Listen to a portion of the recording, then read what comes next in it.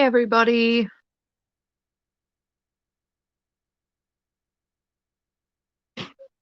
Sorry, it's a little loud. They're in the living room watching movies with their dad tonight. So, how is everybody tonight? I hope everybody's doing good and having a good week. I know I'm trying to stay warm. It's cold.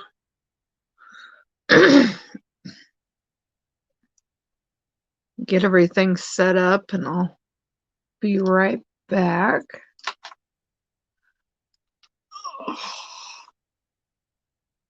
Get chat pulled up.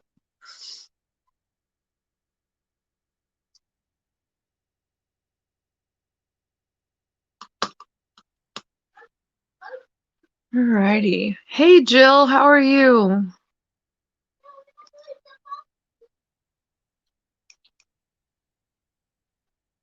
Hi, Anne. That's okay. I did too.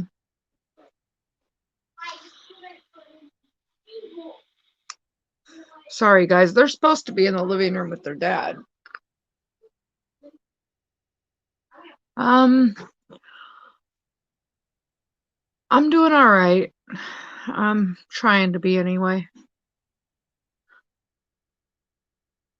It's been kind of a rough end of last week, beginning of this week, so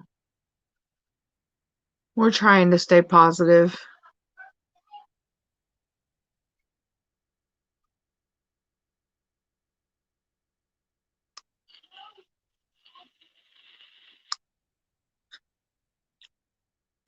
I'm not sure how long I'm gonna be on here, but I knew I needed to come on here and chat with my friends and kind of try to have a little bit of normalcy because,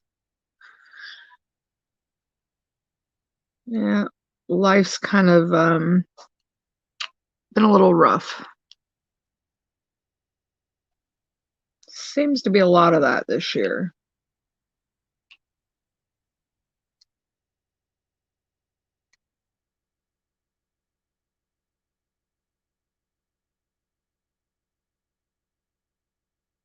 I'm working on my custom from TSA, and the detail is honestly pretty amazing. I'll show you guys everything I got done on it so far, but just the detail at the bottom of it even is just, I'm highly impressed.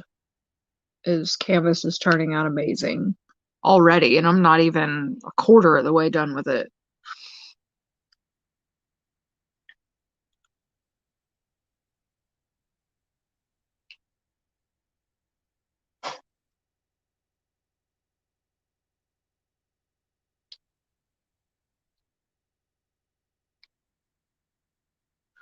I know there's some retreat lives going on, or post retreat lives going on tonight, so I don't know how many of us there's going to be in here tonight.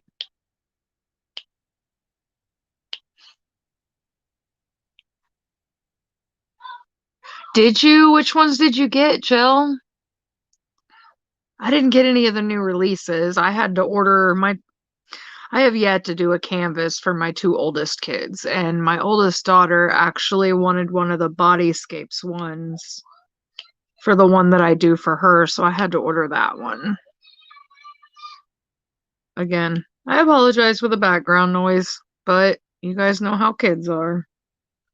And Dad's letting them watch a movie tonight in the living room with him, so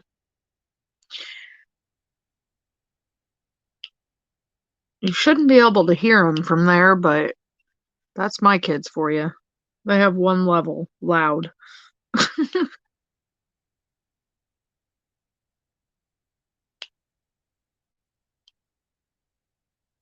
Hey, Nana.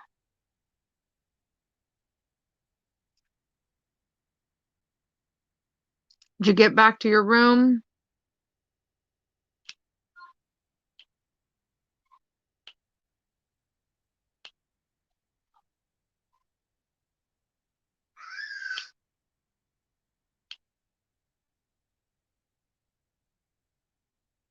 Nana, the detail, I was just telling them the detail in this custom is amazing. All I've got done is like the bottom of my wedding dress that's on the very bottom and Jay's boots and jeans at the very bottom. It's looking amazing. Like I am completely impressed. Oh, did you? Hey, Dreamer. You got a Lizzie and a John Poppleton. Oh, I love that. Are you talking about the Christmas one? That one is amazing. I wouldn't mind having that one myself. Yeah, I saw that bodyscape. I would not mind having that one myself. It's really pretty.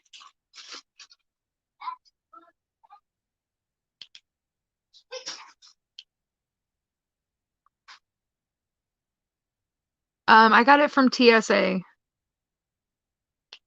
Rachel kind of helped me design it.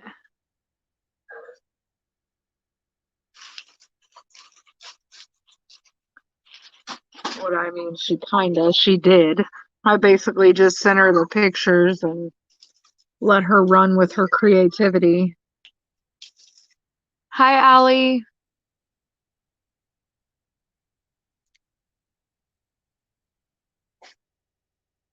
It's huge though. It's like a 70 by 90. So it's gonna take me a while. I don't know though. I've only been working on it for well, last week when I did my live was when I started it, so I guess a week, and I've got this thick all the way across the bottom. This is the last little section across the bottom. I probably would have more done if life would quit happening, but that's not gonna happen anytime soon.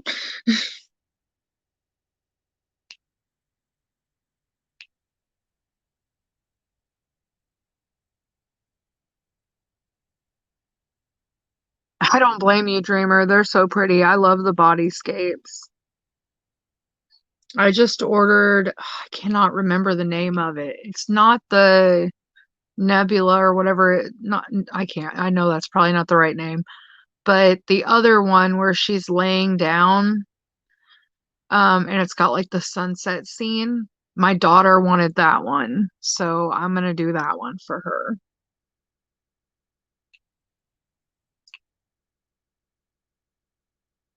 And then I've got one other one that's on its way too.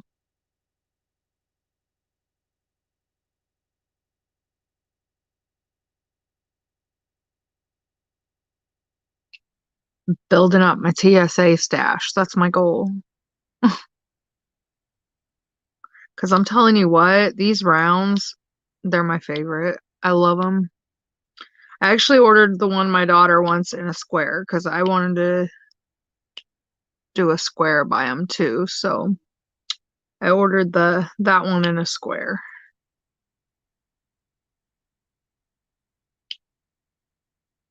You have 6 of them so far. You're ahead of me.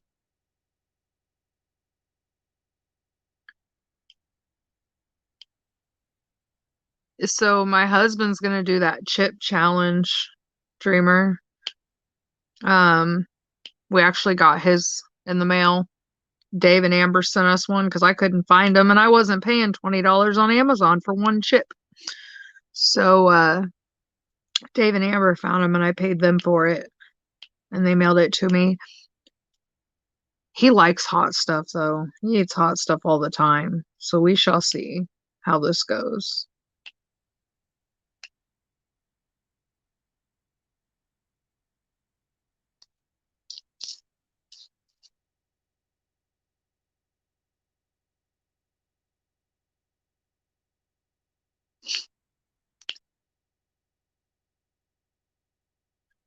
We've watched several videos on YouTube where he's seen people freak out, and he's the type of person, if you tell him not to do something, he's going to do it. So I said, all right, then I'm making a video or going live. I haven't decided which way I'm going to do it yet. It just depends when we do it, I guess. I think he's probably going to do it maybe sometime this weekend. Hi, Billy. How are you? You almost made me cry in that video, dude. For real. I wish I could have came. I really do. I think it would have been a lot of fun. I wish I could have came, but at the same time, due to everything that's happened, I'm kind of glad that I was here. I bet it was, Dreamer. I can't even handle little bit of spice, like queso or anything. I hate spicy food. So I'm not doing it. There ain't no way. But if my husband wants to be stupid enough to do it, I'll let him. It's his mouth, not mine. Hi, Linda. Sorry, guys, my voice is all messed up. Um, I do want to say, because I know a lot of you have been praying for me and my son, and I do want to say thank you to everybody. Um, we can definitely use any prayers, any and all prayers right now. Um, I'm trying to be as positive as I can. I'm a mom. I'm gonna worry regardless. Um, I debated whether or not to kind of go into detail, but I know with some people, when you pray, you like to have the details for that reason. And at this point, there can't be too many people praying. So basically, a few months back, my oldest daughter found a lump on the side of my 5-year-old son's neck. And we took him to the doctor and they said, okay, well, it's probably a swollen lymph node, let's put him on antibiotics. So they put him on antibiotics. The first round didn't do anything, so they put him on another round of antibiotics. Um, and those didn't do anything either. So they scheduled an ultrasound. And this past week, we got the ultrasound results back, and they were abnormal because they could not see through the walls of the swollen lymph node. So they are sending him to a specialist down in the city. And they said that it could be nothing or it could be cancer. So, like I said, I'm trying to be positive. But as a parent, when you hear that word, it's scary. And that's my baby. That's my 5-year-old. So, yeah, like I said, at this point, there can't be too many people praying. So that's that. I mean, I don't know anything else at this point. I'm waiting for the specialist office to call me to schedule his appointment. I talked to his doctor's office this morning and asked, when they were going to call me. They said that they sent um the referral over as urgent and that it sometimes takes a few days to process the referral before they can call me to schedule. So I'm basically just waiting for them to call so we can get him in. That is all I know as of right now. I wish there was a faster way to get answers, but unfortunately there's not. And so it's been kind of a rough weekend. Obviously nobody's handling it well. Jay, 100% not. Um, that little boy's his best friend, you know? And we've both lost it a few times, just we're scared. I mean, like I said, we both want to stay positive. We want to hope for the best possible outcome, which at this point is it being nothing. Second least horrible outcome would be it's a lymph node that needs to come out and he has to have surgery. We don't want that either. I really don't want my son to have surgery at 5 years old, but at this point, I'll take that over the other. So, yeah, just pray. Because, I think what scares me the most, sorry guys, I'll go back and catch up on chat in a minute, but, I don't even remember what I was saying now. But, yeah, I don't know. We're just, it's a roller coaster at this point for all of us. What parent wouldn't feel this way? All right, let me scroll back up here and see what everybody's saying. I'm shaking my camera. Um,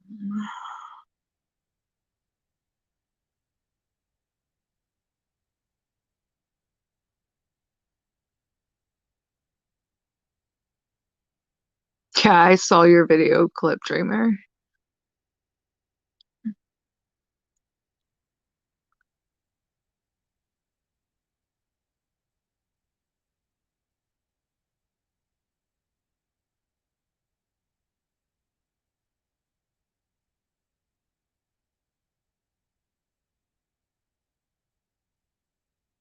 Thank you, Dreamer.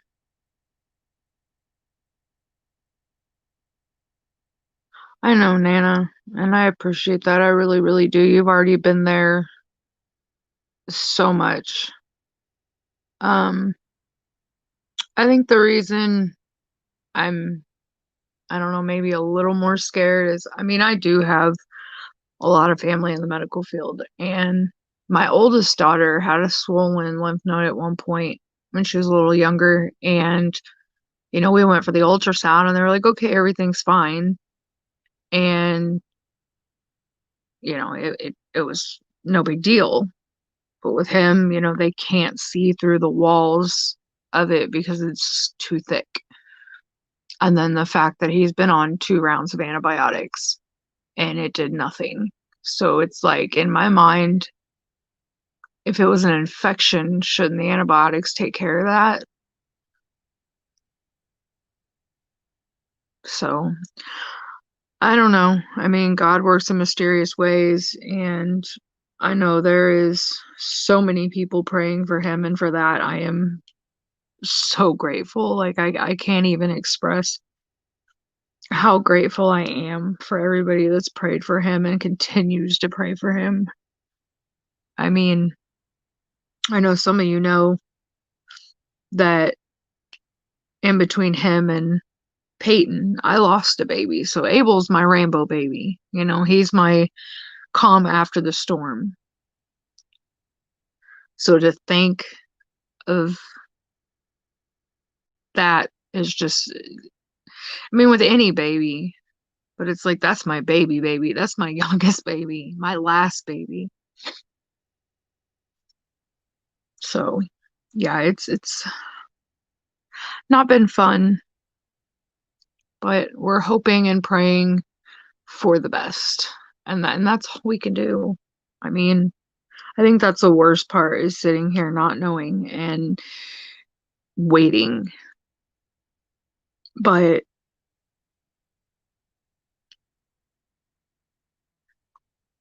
what else can I do? And I wasn't gonna go live, but it's like I told Nana, I need some normalcy. I need to get on here, chat. Like, I've literally done nothing but sit in Diamond Paint, and that's about it. I haven't done much sleeping either. Like I did sleep last night. I did. I've ended up falling asleep at about 7 o'clock last night and I slept all night. So I woke up once, but I went back to bed. Um, but yeah, so that's basically, I mean, I'm not one to come on here and tell, you know, the personal stuff that goes on in my life like that. I usually don't. And I wasn't going to, but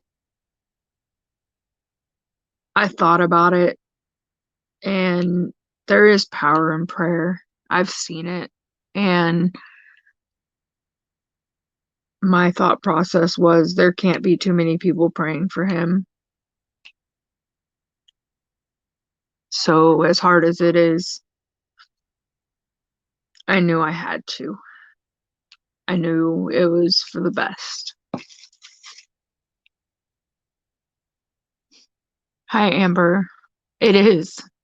The worst part is waiting. It's horrible. Like the unknown, not knowing. Like that's just the worst part. And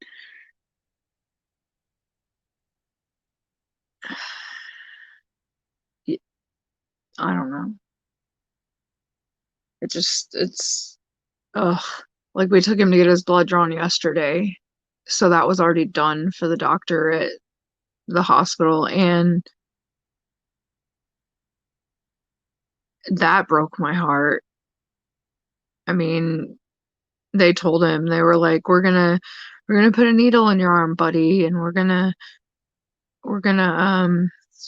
take some blood out. And Abel, being the little smartass that he is, he said, no, I don't like needles. My arm's just fine.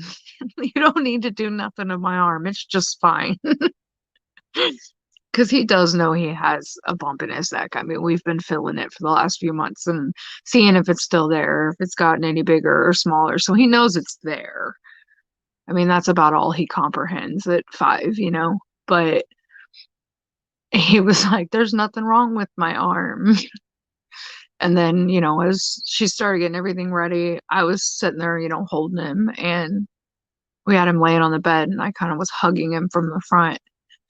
And his eyes, like I just saw them start watering up. And I'm like, buddy, it will be over fast, I promise. I said, and then we'll go to Dollar General and you can pick out a new toy and some candy. And he did it. I mean, he don't get me wrong, he cried and he tried to wiggle out of it, but I was on his left side, kind of holding his arm there and had my arm around him. And then Jay knelt down at the foot of the bed and was holding the arm they were trying to draw from and his legs. And I think it just killed us both. I mean, it's bad enough when a kid's got to get a shot, but have to sit there and hold them while they draw blood. Yeah. All right, let me catch up here. Oopsie. Sorry, Amber. Didn't mean to click on your comment there. Um,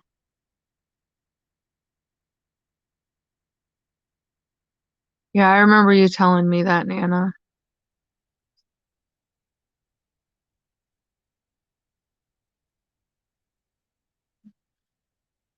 Okay, Nana. I'll see you when you get back. So yeah, it's been a roller coaster because we just found out about the ultrasound thing on Friday. So it hasn't been, I mean, I guess you really don't even have, you don't get used to the idea. It's just, I don't know. I think we've all just kind of been in a daze. But when we got home from the doctor, I was like, I'm sorry, buddy. I said, but we had to. And he goes, it's okay, Mama. I'm fine now. I was just like, oh my God, please don't like make me have to go through anything worse. I don't want him to go through anything worse. That's what I mean. Watch him go through anything else.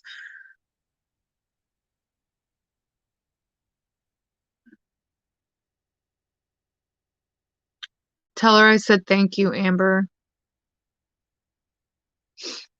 And yeah, I mean, seriously, keep them coming. I'm not one to ask for anything. I don't ever ask for anything from nobody. I'm a giver. I'm not good at taking. I'm just not. That's not in my nature. And, but right now, yes, I will ask and beg that people pray because my kids are my everything. They're what push me to get up out of bed every day when my pain's bad. Like, they keep me going. They keep me not giving up. And all four of them are my entire world. So, yeah, there's that, guys. I know it's kind of a lot to throw on you on a Tuesday, but yeah, I will say this is definitely the hardest thing I've ever had to swallow. Like, and I hope it's the hardest. I hope this is where it stops. We get to that doctor and they tell us it's nothing or it's something way less than the worst possible case. That is my hope. And I hope they hurry up because I'm going to lose my mind sitting here. And I'm not sleeping, guys. At this point, I am like I slept last night, but that's because I was up for almost 2 days. Like I can't sleep unless I do that to the point that I just can't hold my eyes open anymore and I fall asleep. My brain just won't stop.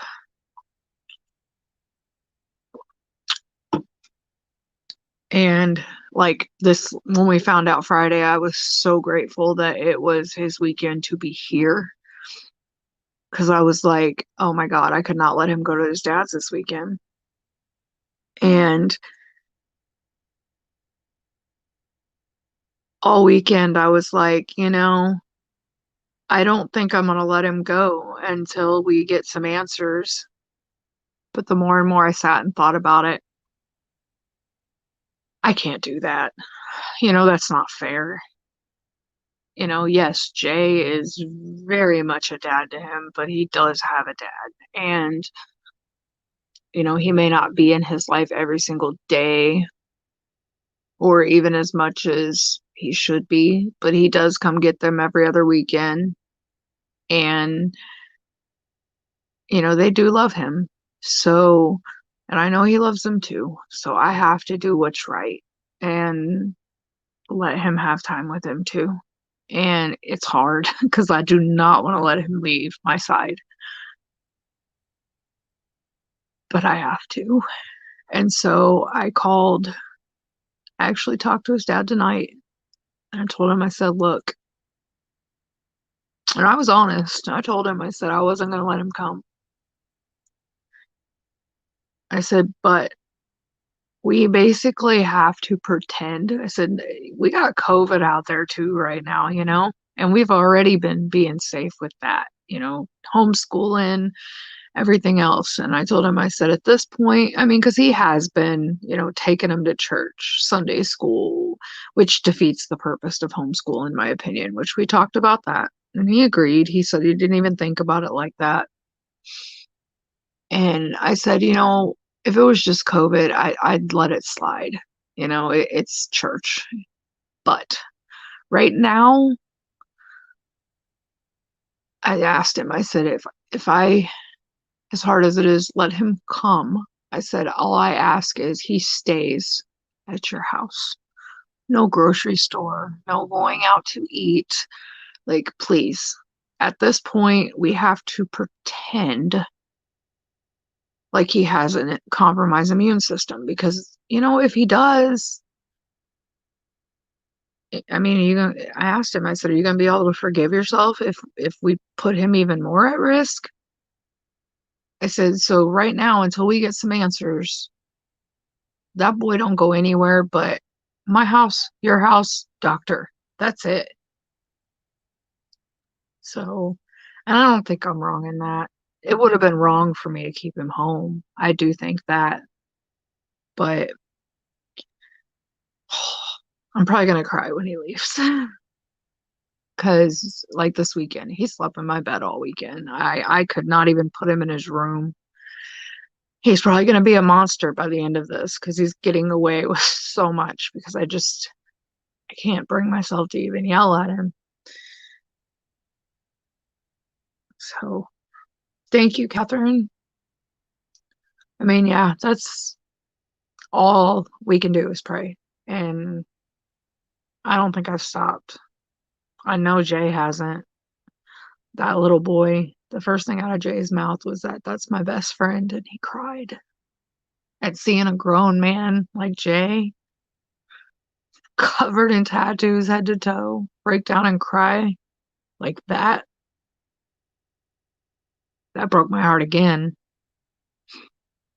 But I think he got it out, and now he's trying to play tough guy and be there for me. Because I can stay strong when the kids are right in front of me. Because I don't want Peyton and Abel to catch on to anything at this point until there's a reason to worry. Because they're too young. What do you tell a 5-year-old and a 9-year-old anyway? So we've been trying to kind of keep it on the DL until there's a reason for us to be honest. So, but when they go to bed at night, that's a whole nother story. Mama usually loses it a little bit. So, and there's nothing you guys can say. I know this. I mean, I've been there through hard times, not like this, but like with my best friend, when she lost her husband, there's nothing you can say. There's nothing anybody can say to make it better. And I know that. And it's hard when you're on the other side because it's like, what do you even say without sounding scripted or, like I get it. Just pray. Like that's it. Other than that, I'm grateful that I have an amazing community that I can go to and that I call my friends.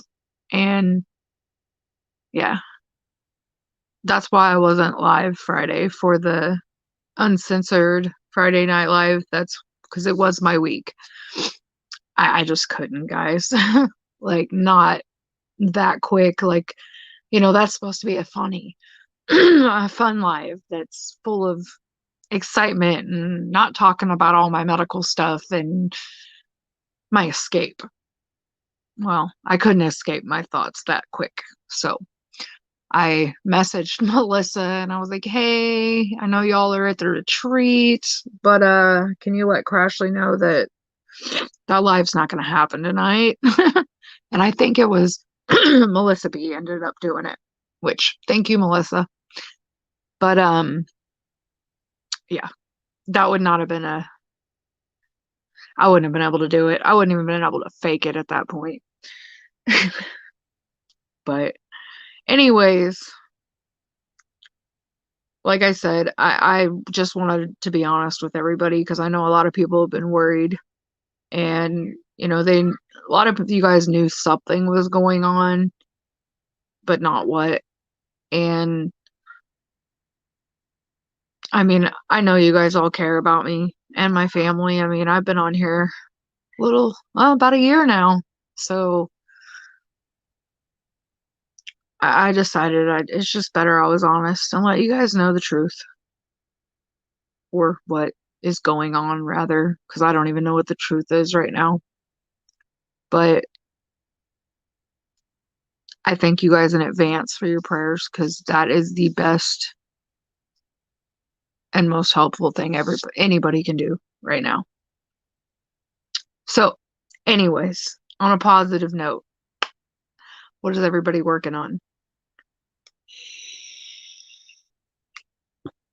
I know you guys have all seen the amazing TSA Christmas canvases that have come out. I know I did. I need to get my hands on one of them. I don't know that I'm going to be able to right now, but eventually. But this is the amazing one I'm working on. I don't know if you guys can see it. I need to angle my light a little better. There we go. It's mine and Jay's wedding pictures. Our anniversary's in a week, guys. So I don't know if I'll go live next Tuesday. I might. There's a good possibility, maybe. I don't know, because I mean, our anniversary is during the middle of the week, so we probably won't get to do anything for it during the week. We'll probably either celebrate it this weekend or one of the weekends coming up. Kids celebrate their birthdays late. We can do it with our anniversary too.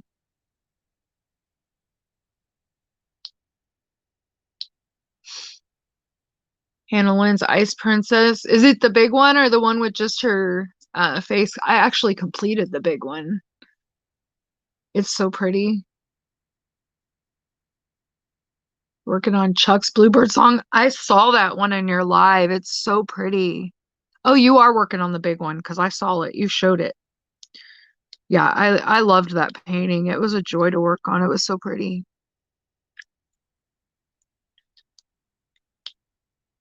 Thank you, Amber. Yeah, we've been married 2 years and together 3. It's kind of funny. We actually got married 2 days before our 1 year anniversary. And so next Tuesday we'll be married for 2 years, and then next Thursday we'll be together for 3 years. I know we should have just waited a couple more days. But that's what fell on the Saturday. Because we actually wanted to get married on Halloween, but it wasn't a weekend, so we didn't.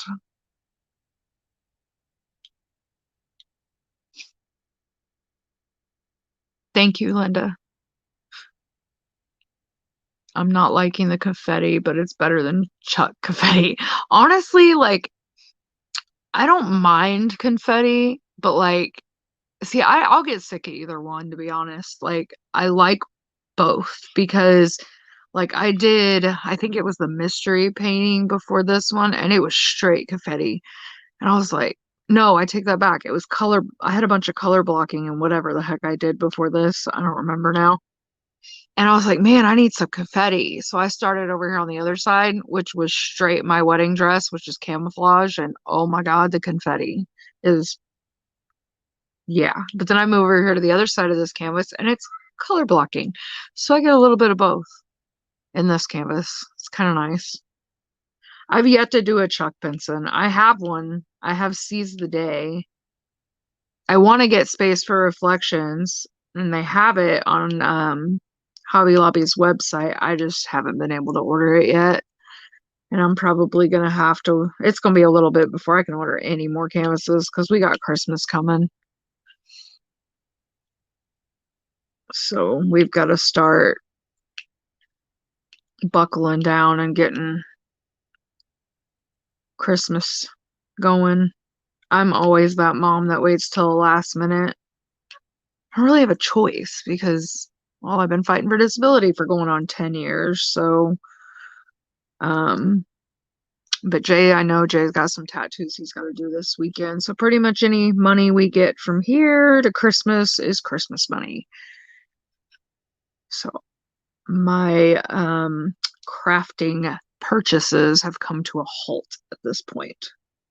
I guess you can say, I'm not going to say I'm on a no buy, because if I find something cheap, Jay will tell me to buy it because he's an enabler.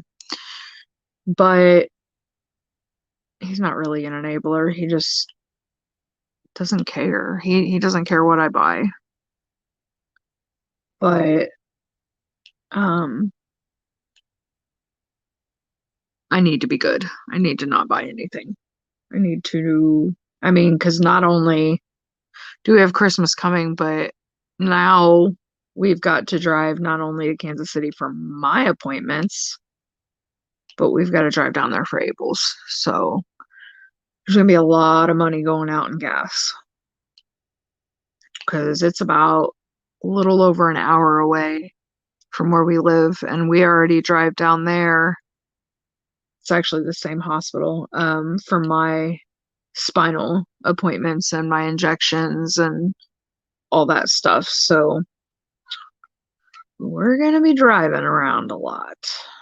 We got to get our car legal too. Hey, Aaron. Red Ghost is actually my stepson. That is Jay's oldest son. What, Abel? Motherfucker! Hey, boy! I am so sorry. Oh my goodness. Abel Matthew. Jay?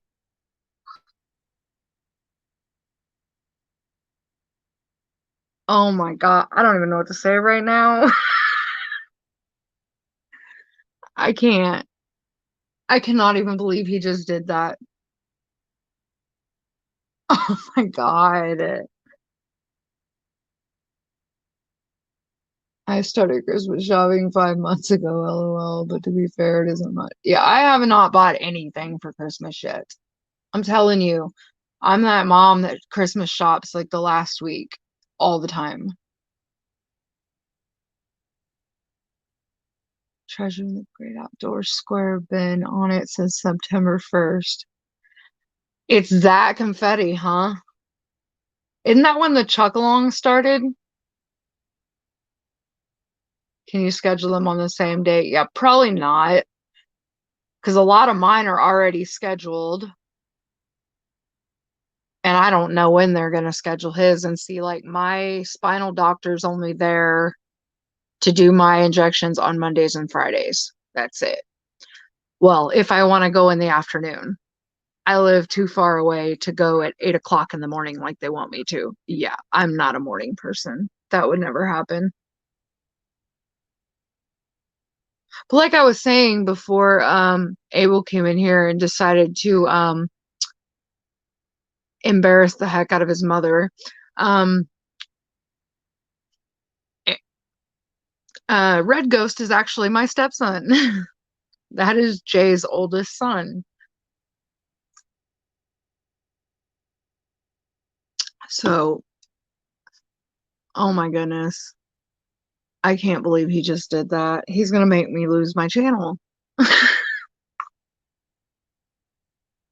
Is there a way to go back into lives and bleep something out?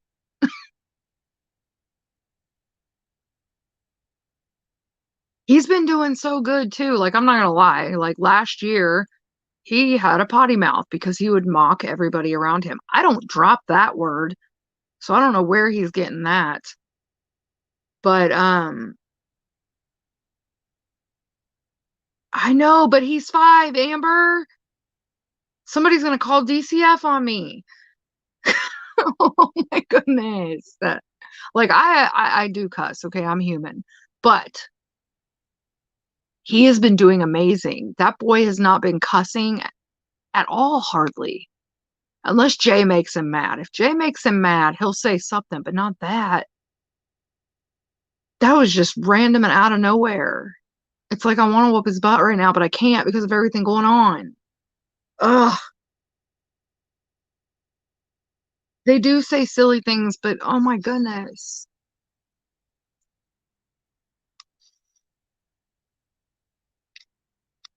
And the funny thing is, I told Jay I didn't want him running in and out of here tonight because of, what I was going to be talking about. And go figure, he runs in here and drops a bomb, a major bomb, an F bomb. I'm surprised everybody didn't just leave. Here I am trying to get prayers for my son, and he comes in here and does that. Oh my goodness. I am so speechless right now. You know what's funny is Peyton, when she was little, she couldn't say clock. Like, she could not get the L out. She said cock for clock. Okay. And it was so embarrassing. She'd tell people, "What time is it? Look at the clock." I'm like, "Oh my God, Peyton, it's clock, babe."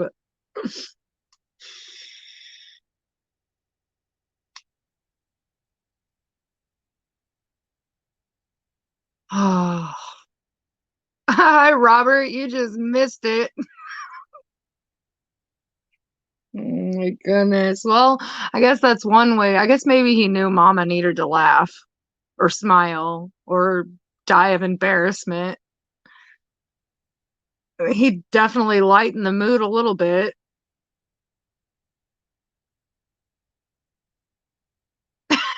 That's awesome, Amber. Well, at least I'm not the only one that has a son that drops the F bomb. I can't believe he just did that. I am in total, utter shock. And he couldn't just say the F bomb. We had to put the mother on the end of it, too. Like, what the heck, kid? You were 3 years old, Amber? Oh, my goodness. Uh, I was doing good. I had placed a lot of drills, and now he's got me, like, just in total shockness. I'm back. My YouTube was not working. I did have to make a new one. Did you? I wonder what YouTube acts weird lately. Like that's why I've been going live through StreamYard. Seriously. I think I see you when I want to be at your house. Oh, Aaron. Well, you can come by tomorrow. Wait, what is tomorrow? Yeah, I don't think we're doing anything. If it's cold, just call your dad. I'm sure he'll come pick you up. You don't even gotta walk all the way over here when it's cold. I'm trying. All I can do is laugh at this point. Seriously, like, what do you say to that? Yes, and everyone finished their chunks in 1 month, and I'm still plotting one. I probably would be too, because I probably would have put it to the side, Catherine. Just wait till afternoon, Aaron, because remember, we got to do homeschool. Yay. And I think your dad's got a doctor's appointment in the morning. But, working and lurking. All right, Amber. Hopefully my son don't come in and say anything else, or you'll probably be spilling your drills.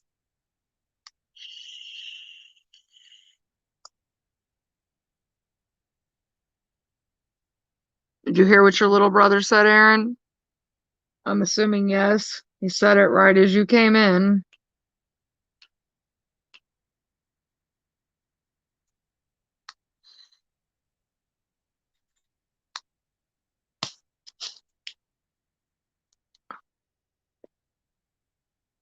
Holy jeez. That kid, what am I gonna do with him?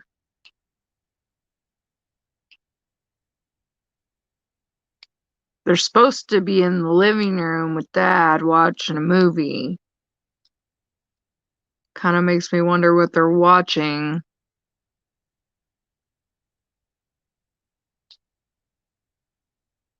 Kick Jay's butt.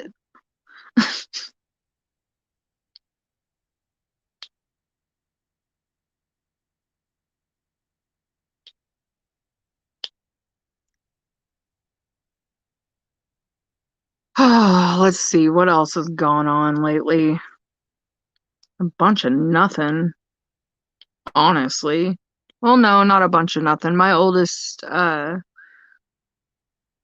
can't say my oldest son anymore because Aaron's my oldest son, but my 16-year-old son, Dominic, him and his dad came down this weekend and stayed.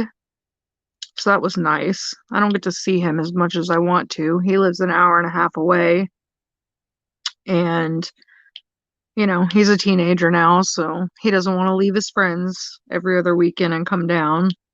So, but him and his dad came down and stayed. His dad stayed too because him and Jay were working on a four-wheeler together. I know it's pretty cool that we have it's me and him are really good friends. We get along good after we got past the couple years of arguing and fighting and, your typical breakup crap. But we could be seriously the picture perfect parents for co-parenting because we we do great at it. We get joint birthday parties for him and everything. And I mean, like I said, he stayed here all weekend, so and I just threw a random drill into my canvas. But you didn't hear what he said, Aaron? Okay, well, just when you're done watching, rewind the video back a little bit. You'll hear it. No, he said MF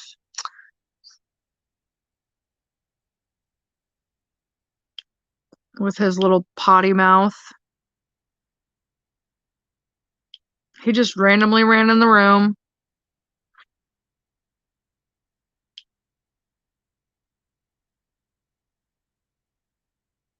I might have to start making them go to bed before I go live.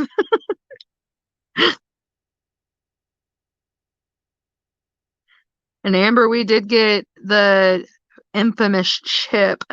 I think Jay's gonna eat it this weekend. I can't wait. And I've been trying to think because I was just gonna do like a quick pop-up live when we're out and about this weekend and have him do it. But we usually go out on Fridays and I don't want to go live during, Miss Coffee.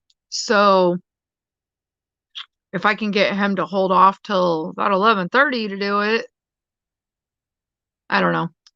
So it'll either be a video or a live. I don't know yet.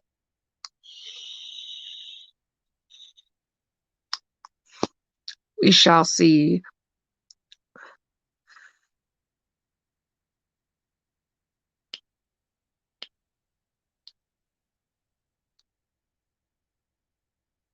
And for those of you that don't know what I'm talking about, it is this, the Pocky One Chip Challenge. And I told him too, I said, you got to eat it and you cannot drink anything for 5 minutes or he doesn't get it.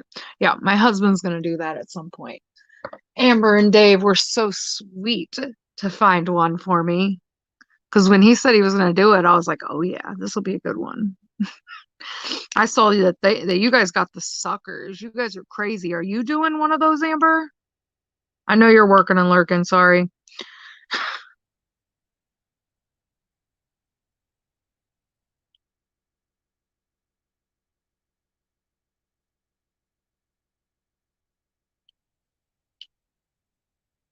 Hey, Katie. How are you? All right. Bye, Aaron. Have a good night.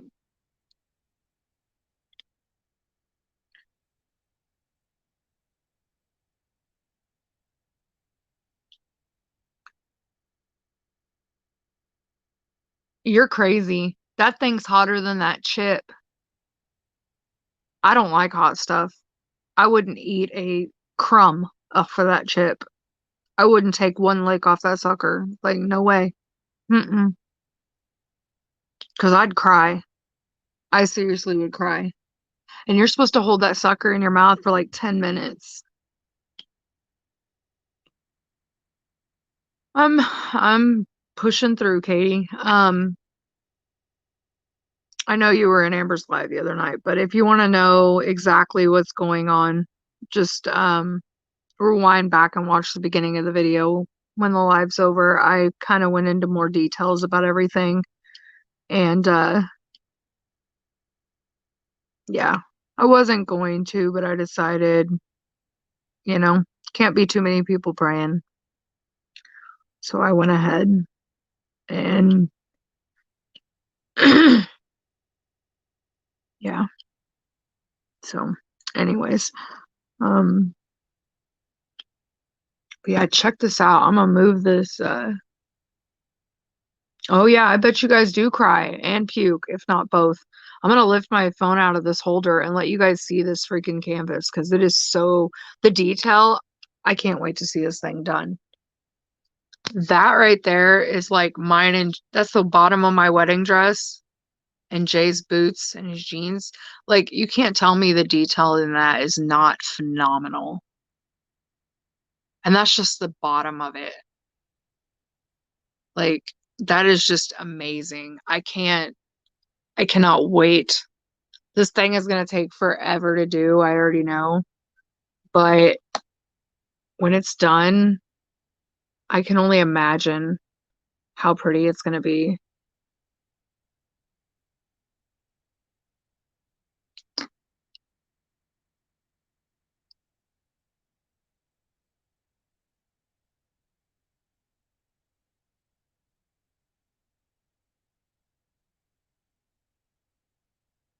I'm not repeating it, Aaron.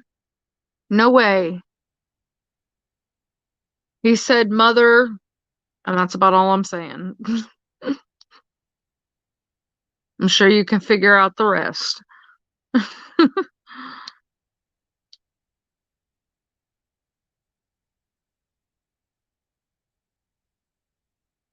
I got the custom done. Rachel did it from TSA.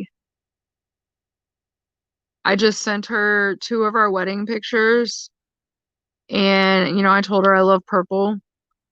And at first she had a bunch of music notes throughout it, and I told her I really like stars instead, so she changed the music notes that are kind of all throughout the top part of it.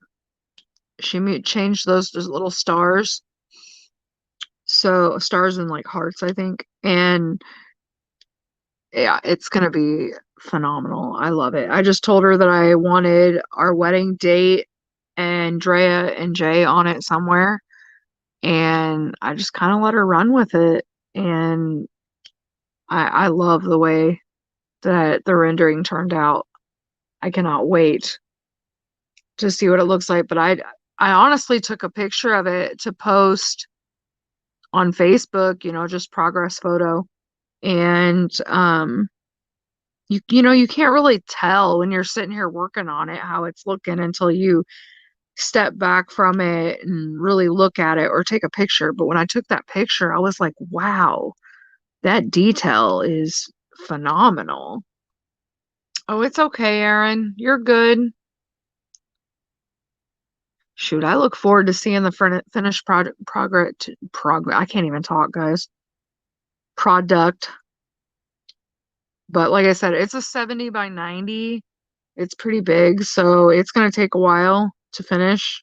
Um, that and I have three more paintings coming that I need to get going on. My son wanted a Venom painting, so he's got that one coming, and it's like a 70 by 80 or a 60 by 80. I think it's a 60 by 80. And I wanted to get that done by Christmas if possible. And then I've got one of the huge bodyscapes coming for my oldest daughter. And then I had to reorder Jay's Johnny Cash. So that one's coming. And then I know what else is coming. Oh, my mystery painting from my mystery partner, Principal Diamond Painter. That one should be coming before too long, and I gotta start that, I think, November 1st. And there's a few events going on, so I'll be kind of putting this up, getting it back out. So I'm gonna be bouncing between. I usually stick to two paintings, but I think those two paintings are limit is gonna go out the window because I know I want to participate in obviously the Mr. painting, but then I want to participate in what else is coming up that I wanted to do? I know there's an Alice along coming up before too long, and I ordered that DAC Notcher Alice. I'm gonna do that one for that. And then I think I might be having a collab coming up in December. So I'm gonna have a few paintings on the go. She does do lovely work. Like I am absolutely impressed. And her customs may be a little pricey, but you know what? They turn out like this, they're worth it. Because I would rather order a custom and it turn out exactly how I picture it than get it and waste all that time doing it and as much work as it takes to finish these to have it turn out and be disappointed. And just by having our feet done in this, I'm already impressed.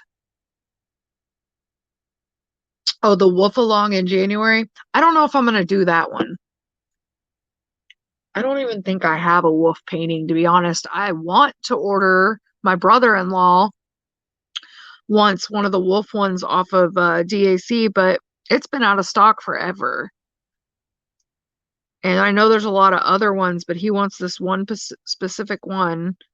And I keep checking, and I keep waiting for my email saying it's back in stock, but I haven't gotten it yet. So, I mean, if by some sheer miracle money and timing lines up as far as that coming back in stock and I grab that, then I'll do it. But I've been waiting for that one to come back in stock for a long time and it hasn't.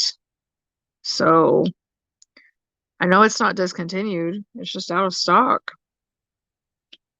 And I wanted to have that one for him for Christmas, but I don't think it's going to happen this year. Oh, and there's a TSA along. Isn't that December? I'm going to participate in that one too. I wish I would have waited to start this, but I didn't want to wait. I was so excited to get this started. But I think my collab might go along with the TSA along. I'm not sure. I'm not 100% yet. We're still talking.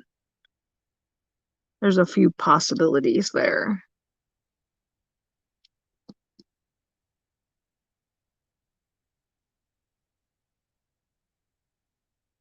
I'm hoping that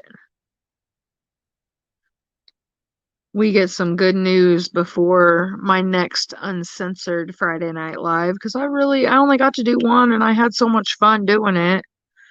And this last Friday was supposed to be my week, and yeah, I didn't want to drag everybody else down. That's not what that live's about. That live's about us forgetting about all the things in life and having fun. Hey, Nana, you missed it. Abel came in and I think shocked the hell out of everybody. I know he shocked me. My jaw hit the floor and bounced off and hit it again.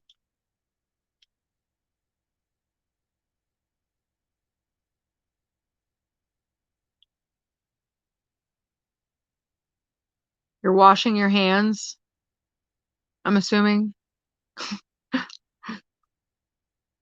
No, what gave it away?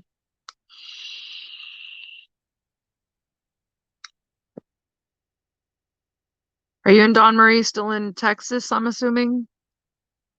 I need to talk to you at some point and find out when you're going to be headed back home because I didn't want to send your birthday present until I knew you were going to be there. Plus, I need your address.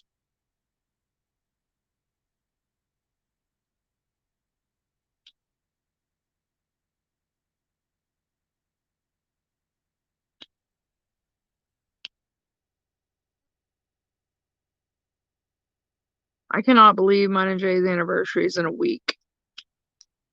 I was hoping to have this done by then, but that didn't happen, and there's no freaking way in the world I'm going to have this done by our anniversary. Unless he helped me, which honestly, as ADHD as he is, I don't want him touching my painting. Because I already know my drills would be all crooked and not in straight rows, and then I'd be really mad. I'm not usually that anal about it, but this one I want to be perfect. And I'm really, really taking my time to make sure that it is. No, I was waving. Then why did it say wash hands, wash hands? Oh, it didn't. That's weird, Nana. On my laptop, there's a waving hands. Or it looks, no, it's not. I don't know, there's two hands rubbing together, but on StreamYard, on the StreamYard chat, it says wash hands, wash hands.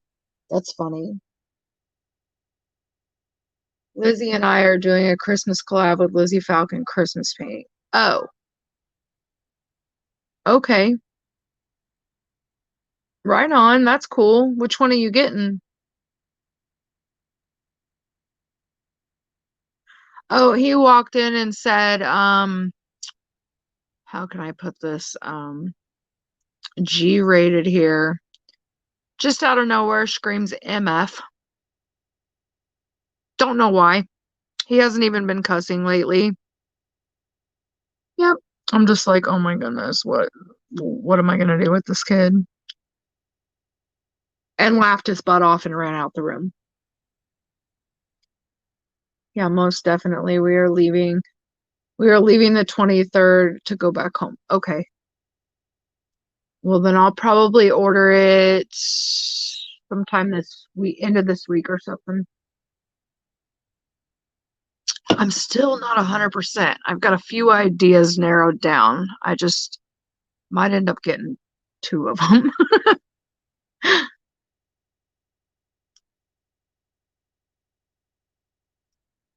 Yeah, and it's not like he talks like a little kid. Like you could plain as day hear what he said. And it makes me mad because he's been doing so good. He has not been cussing at all. And just out of nowhere.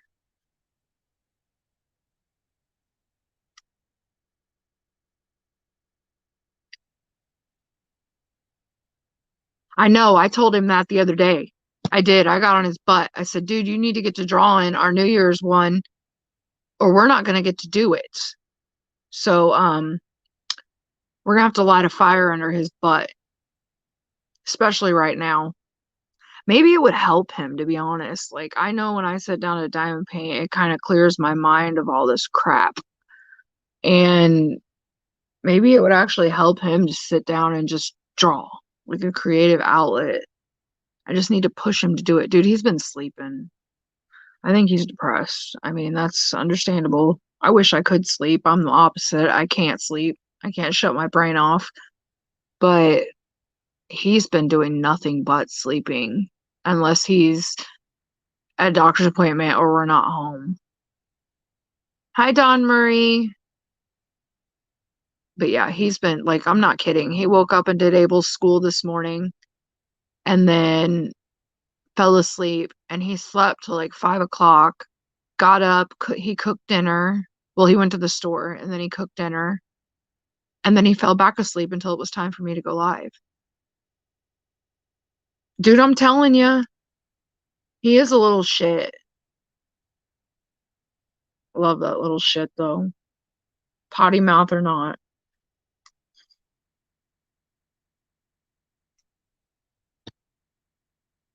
You missed it too. Jay's oldest son actually popped into the chat.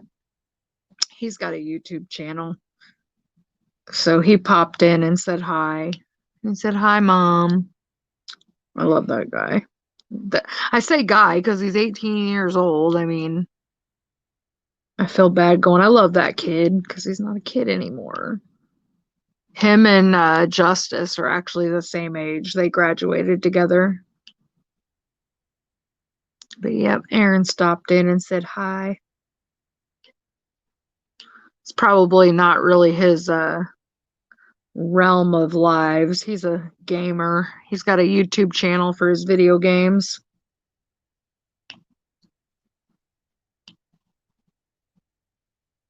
But he's a YouTuber too.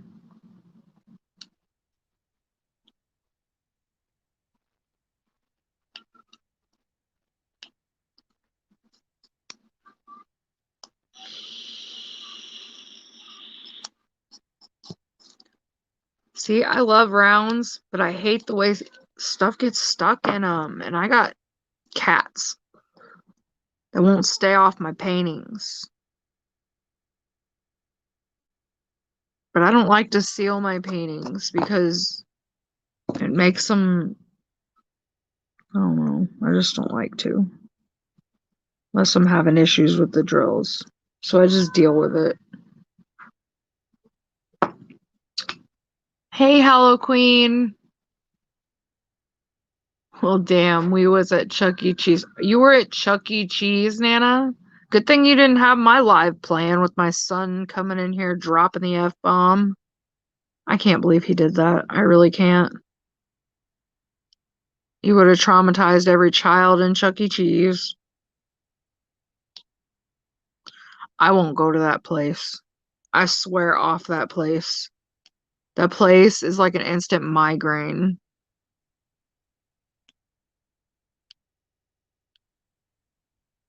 I don't have one near me anyway, so their dad actually has one by him. So I'm like, that's on you, buddy. You have fun with that.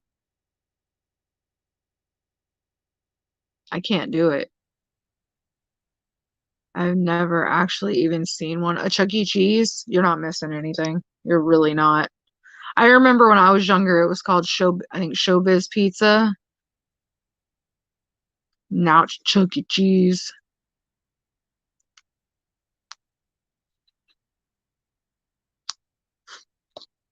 Like I told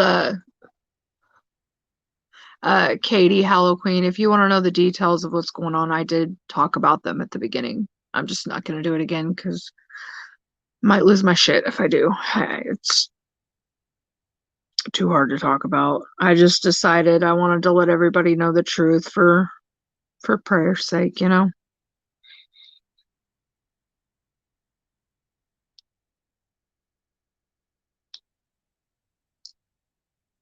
Yeah, Nana, I messaged Rachel earlier and I was like, hey, I said, and I sent her a picture. I said, look at the detail and how amazing it's turning out. I said, Rachel, you did an amazing job. I said, I absolutely love it already.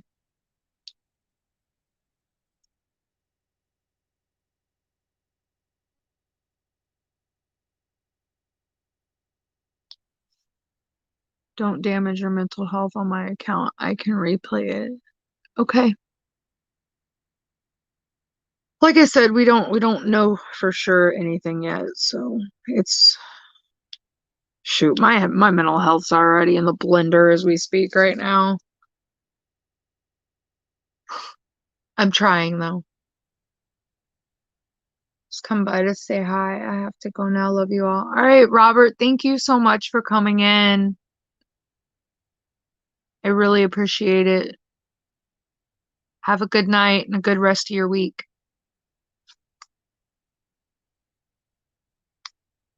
Hey Tia,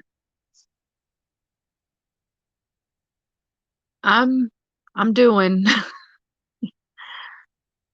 Like I was just telling Hollow Queen, if you want details on Abel, they're at the beginning of the video.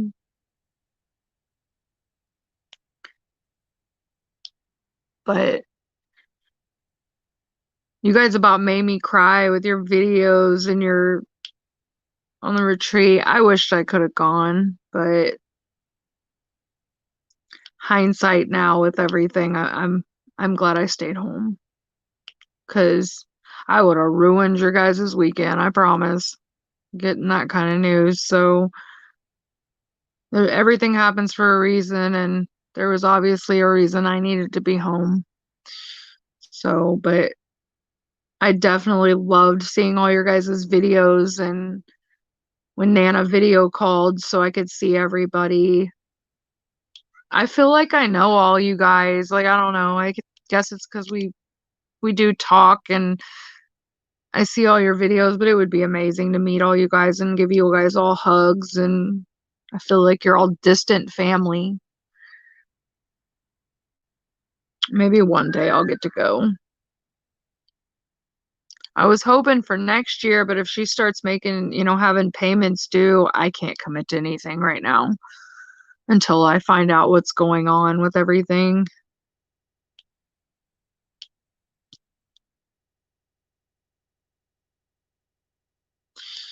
My focus is my little monster that wants to come in my videos and drop F-bombs. I can't believe, dude, I'm in shock. Like, I cannot believe. He just literally, I'm not kidding. He ran in here, dropped the F-bomb, started giggling, and ran back to the living room. And I'm like, are you serious right now? Like, what are you doing?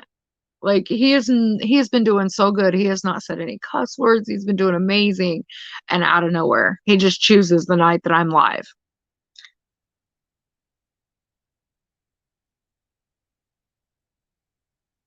Hi, Danielle. Sorry I didn't see you come in, hon. Oh, I'm shaking the camera. Thinking about you.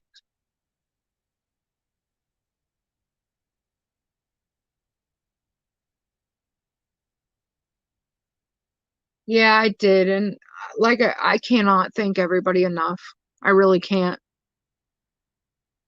The fact that I know there's people everywhere praying means so much. The fact that, like, it's just amazing. That is why I love this community because we're all there for each other, you know? And I think in a way, knowing that everybody's praying, it just gives me that little bit of peace, you know, that little bit more hope, that extra hope, knowing that he's got prayers everywhere coming in and that it helps. It's got to, right?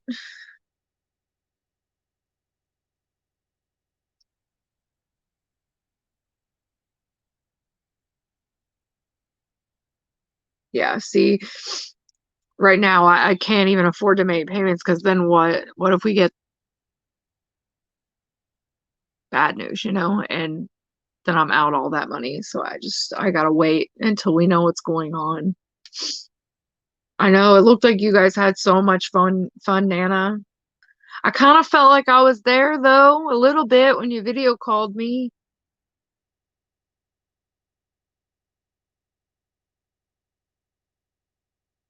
I'm telling you, Hollow Queen. But see, he didn't even just come in here. No, I doubt. No, Jay would not put him up to it. Not while I'm live. Not that. Would he put him up to something else? Maybe, but I don't see him doing that. But no, he didn't even just come in here and say the F bomb. He said MF. And I'm just like, what? Like, and I couldn't even react. He laughed and ran off. And I'm just like, oh my God, for real? I don't even think Jay knew he did it, to be honest.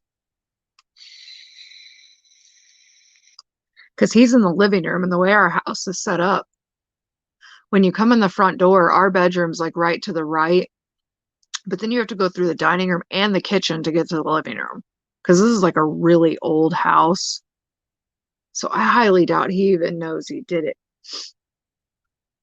Andy started a prayer chain for him. I saw that. Tell her, make sure you tell her I said thank you.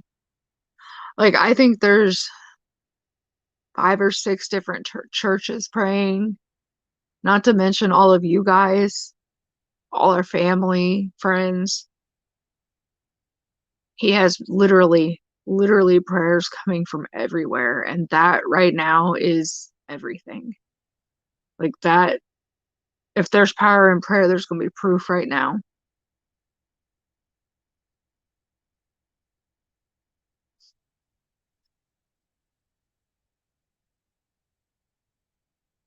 Anytime, Katie. I mean, that's what we're for, you know, like in my opinion, when there's a community, it should be positive, you know, it should be you help each other through the hard times. You be there when somebody needs somebody to talk to. Because sometimes, like with Nana, I talk to her all the time, and sometimes we just need to vent and we just get our crap out and we listen.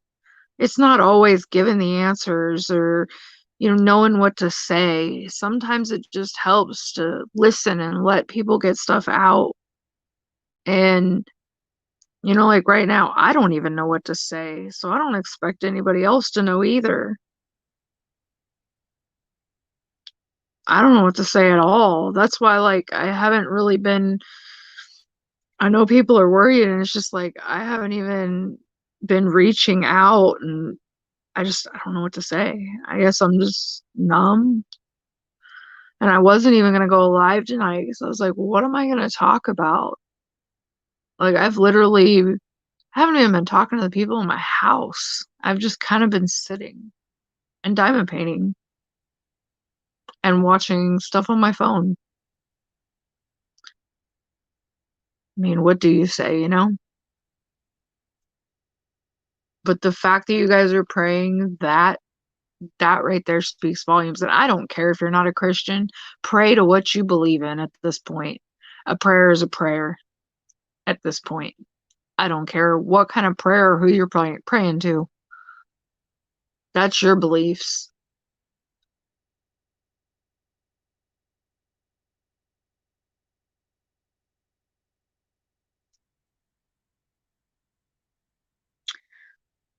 I know, Tia. I keep watching all the videos, and like I said, I wish I would have been there.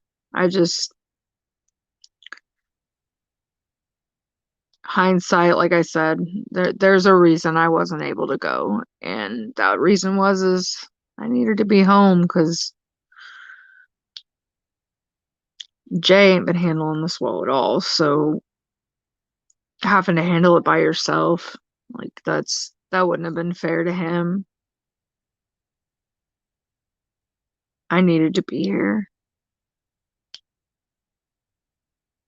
Tell you what, this mom was gonna bawl her eyes out come Friday when I gotta let him go to his dad's because that boy ain't left my side.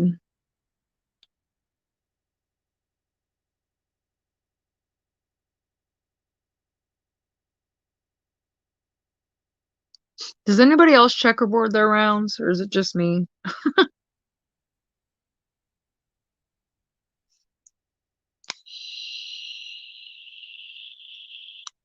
Tia, are you doing your late night live this week? Because I could sure use a laugh. And it never fails. You always get me laughing to the point of peeing my pants almost.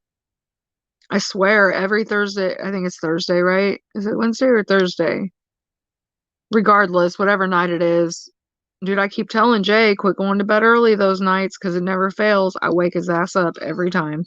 I can't help it. Like, I just bust up laughing. And I need a laugh. I'm not gonna lie, Crashly's or the lap dance Crashly gave Nana, I did laugh, and that was the first time I've laughed in days. So thank you for that one.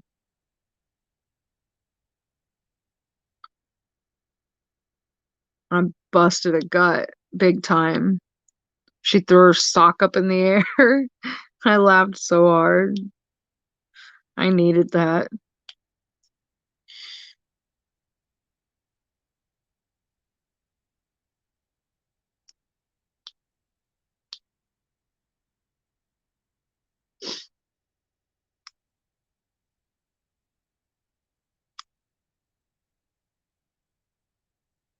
I go live on Wednesdays for my crafting channel. Yeah, I will be live tomorrow, but it probably will be some tears shed. I will be sharing a few of my.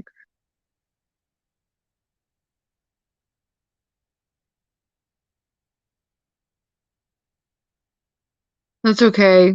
I can cry with you guys. Maybe. I don't even know if I have any tears left, to be honest. That's all I've been doing. I think at this point I'm just numb.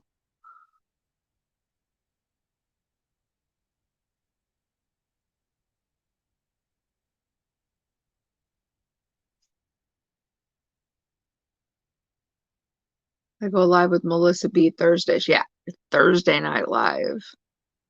That's the live you and Jeremiah need to be in. Yes, I will definitely be there. Laughing my butt up. See, that's the thing is Jay don't ever hear it because I have my earbuds in, but he's usually asleep. And I like start busting up laughing and he pops his eyes open. He's like, "What are you laughing about? What's so funny?" And I'm like, "Dude, I'm sorry. I'm sorry. I can't help it. T is killing me." And it's literally been the last like couple Thursdays in a row that you've been live. Not this last one, but the couple before. Dude, I was dying laughing.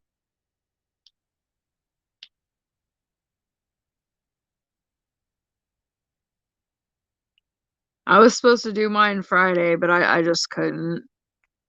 I don't think anybody would have been laughing at me on Friday.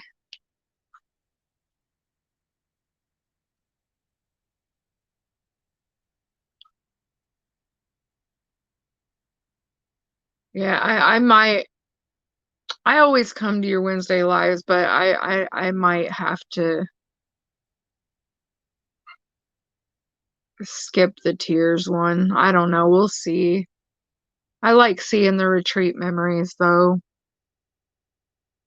It just helps see how amazing our community really is.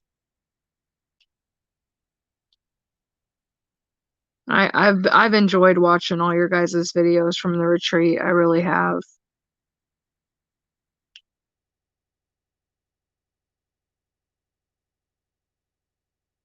Makes me sad I missed it, but at the same time, it really warms my heart to see how amazing the people in our community really are.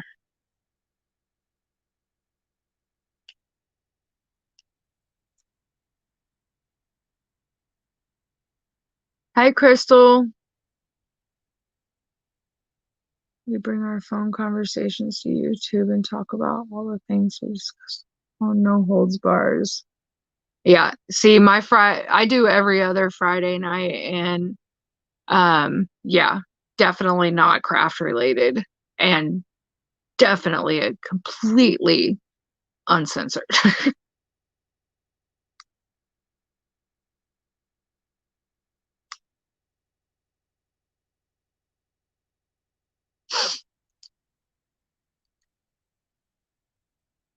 I don't know if I'll make it till 11 tonight, guys. I'm gonna stay on as long as I can, but like I said, it's been kind of rough for me. I ain't been doing a whole lot of talking, except, people message me. I try to get back to them, but I've just kind of been trying to breathe and take it one day at a time. I do wish they'd hurry up and get this appointment scheduled, though. I was hoping I'd hear from him today. I was wanting to get him in this week, but it's kind of out of my hands. I gotta wait until they call me to schedule it. It shouldn't be too long, I wouldn't think. I mean, they sent the referral as urgent, so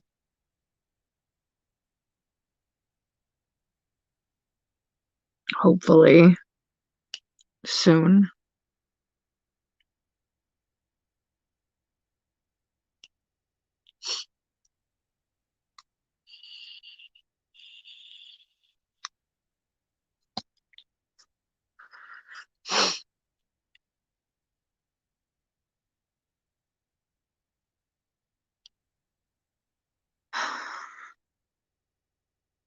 See, that's the thing. I don't like sitting here in silence, but I don't even know what to say right now.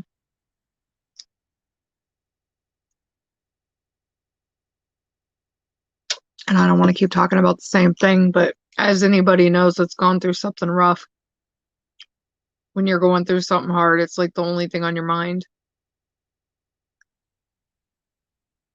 And then just, I'm sure you guys noticed, but the picture that I put as my thumbnail tonight, that's Abel.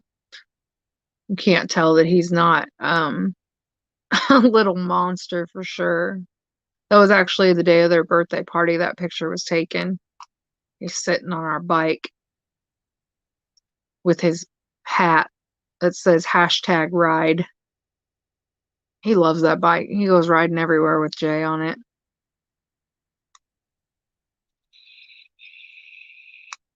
And yes, he has a helmet on when he rides. Never not.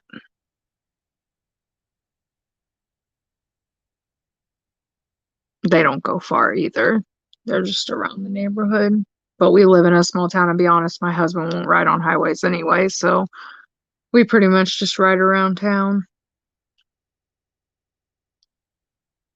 I think the furthest we've went is on the small highways out to my daughter's college.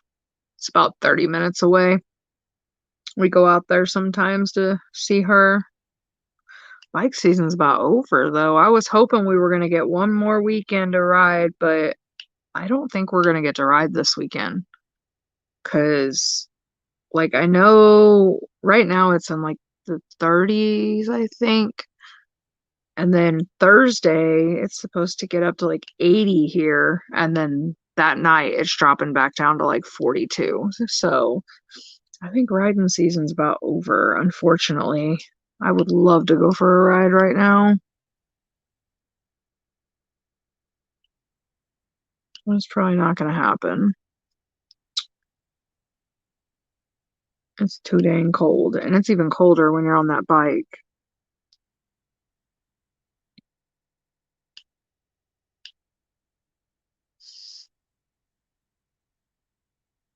I appreciate it, Katie.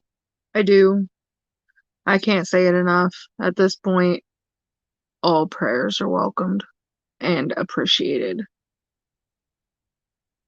I just want to get to that doctor and hear them say that it's nothing. That is what I'm hoping for. I just can't picture his crazy little hyper butt being stuck in bed or anything. Like, I just can't even picture it. I don't even see it being possible.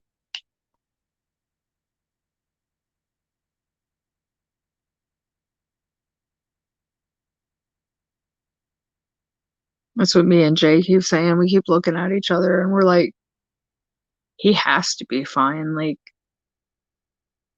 you look at him and it's crazy and all over the place that he is. It's like, there's nothing wrong with him. Like, there can't be. Just not even possible.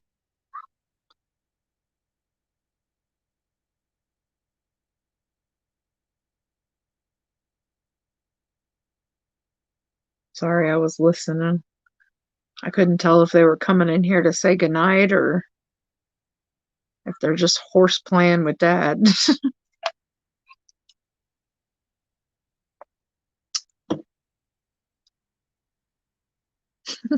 I don't know what they're doing. Oh, he must be messing with the microwave because I just heard Jay say, Abel, leave the microwave alone. Telling you guys, he's into everything. Like, I've had toddlers before, and I mean, he's my fourth kid, but that little boy's into everything. He's flooded my house before. It's bad. Oh, I think Jay just told him it's bedtime. We're gonna get the breakdown, guys.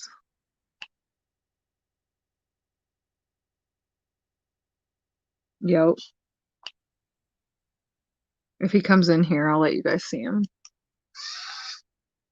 Yep. Here, let me grab the camera. Here, you want to tell everybody good night too? Do you? Can you say good night? I think it was on cussing spot. Yeah, did you hear what he said? Yeah, and then he told me, he looked at me and said, "What the fuck?" I know. Hey, Peyton, you want to show him your hair? Come here. Come here. We dyed Peyton's hair. Look, she's got pink hair. Can you say goodnight? I don't know. Can you say goodnight? I don't know. You don't know? No. All right, I'll turn it off of you. Sorry, guys, not trying to make you sick. Oh, I just turned my ringer on. Mm. You hurt your toe? Yeah. I'm sorry. Give me hugs and kisses. Okay? Is why is it like that? Like whenever you're trying to set it up and it does that, like I What? saw me walking there whenever I was already here. Because it's got a delay. Give me kisses. I love you. I'll see you in the morning, okay? What? Did you forget to do the fish? No, I'll do it. All right, I love you. Mommy. I'll see you in the morning. Love you. Okay. Good night, baby. Here.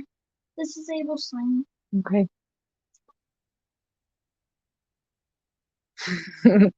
Hiya, Jay. I guess he did know Abel cussed.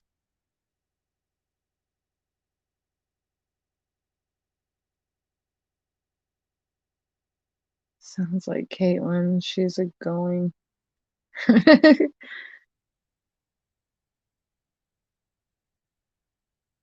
Yeah, I thought it turned out good. She's kind of got bedhead. She was lazy today and stayed in her PJs all day like mama.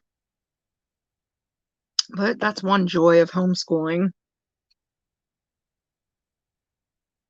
Abel actually went up without too much screaming. I think the baby monitor's on though, so you guys might hear more.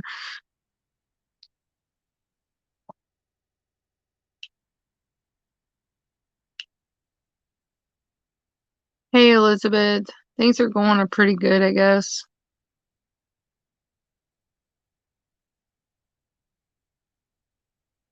It's actually probably gonna get off here before too long. I'll stay on. I'll try to stay on till 10, but we'll see. That's fair. I rarely get out of the PJs if I don't have to. Neither do I. I'll be honest, I stay in my PJs unless I got an appointment. Sorry, I'm trying to fix my camera now. Unless I got an appointment or I'm going to the store. Oh, they're fighting. Um, unless I go to the store or something, I'm always in my PJs. And even then, I'll throw on my yoga pants and a hoodie. Because I'm like Miss Coffee. I don't like pants. Not jeans, anyway. I'll wear them, but I just don't like them. I mean, any of you guys that have fibromyalgia knows how it goes. Sometimes your skin just don't agree with certain material.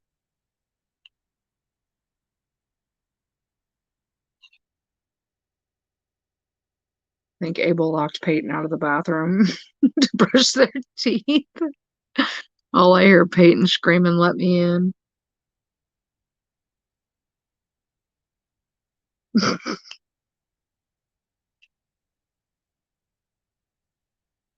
Mm, goodness. And Jay's the ringleader of them. I'm not even playing. I love my husband, but he's the biggest kid of them all. Ask Melissa, aka Nana. She knows. Jay is the biggest kid of all of my children.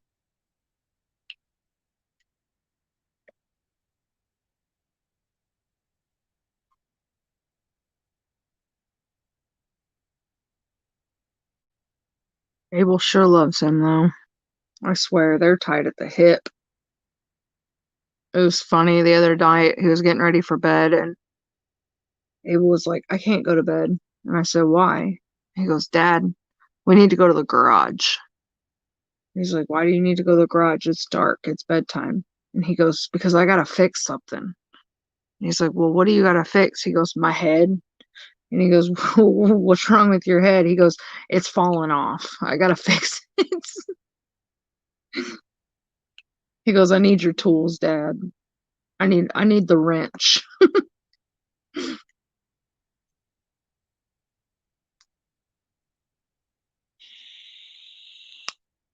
Little boy cracks me up.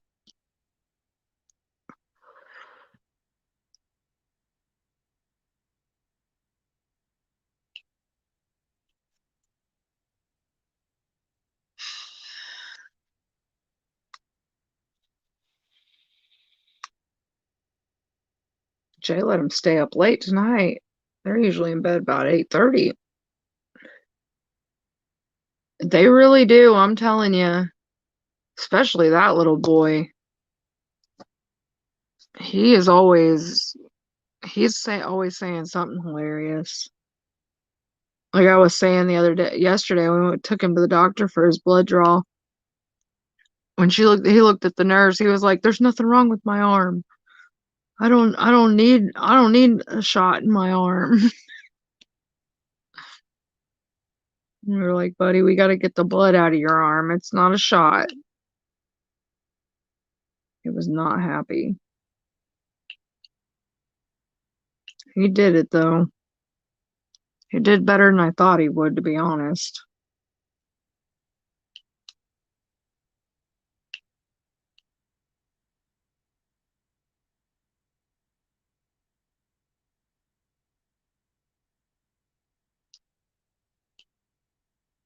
He was my little firecracker.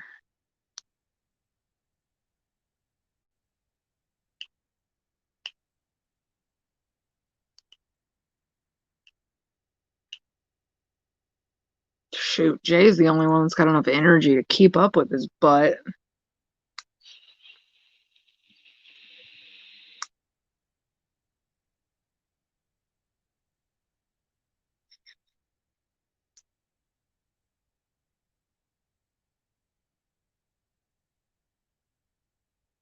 Oh, I'm telling you what, these temperature drops are about to kick my butt.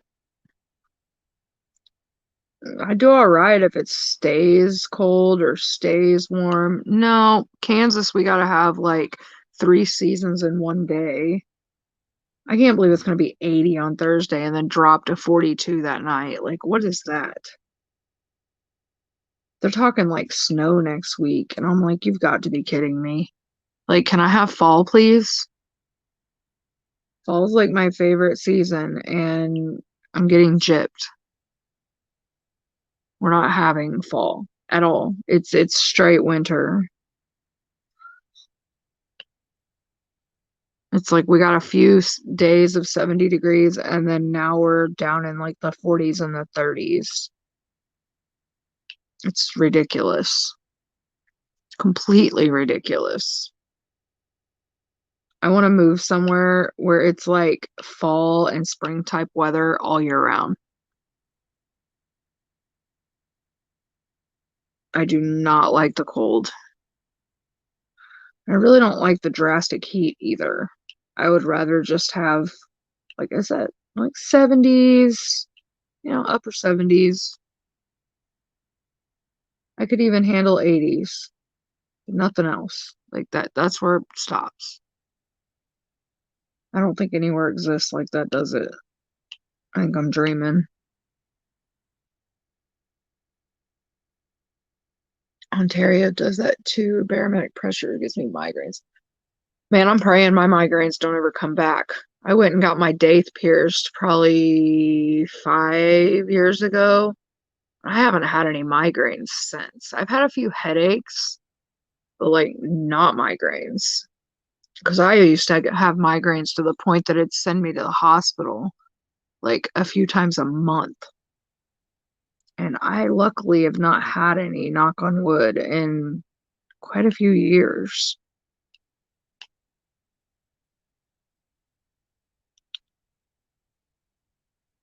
But I definitely feel your pain. They are horrible. I do not wish migraines on anybody.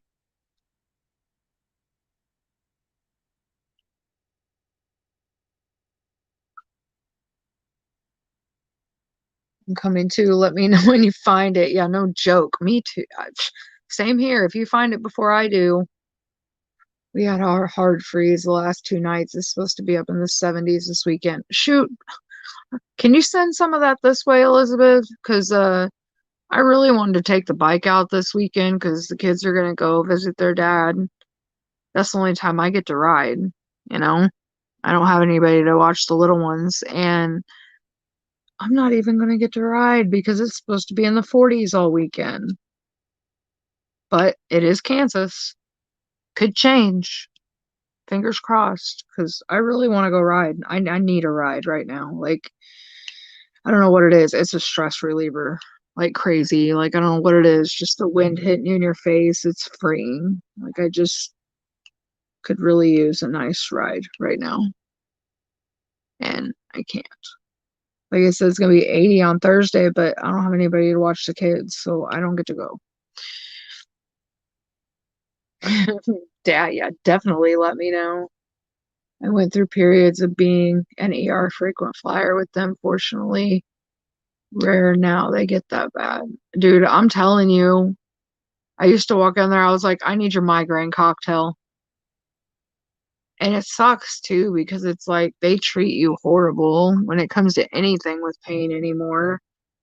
And I hated going, but when they get that bad, like mine used to get so bad, it felt like I was having a brain aneurysm or something.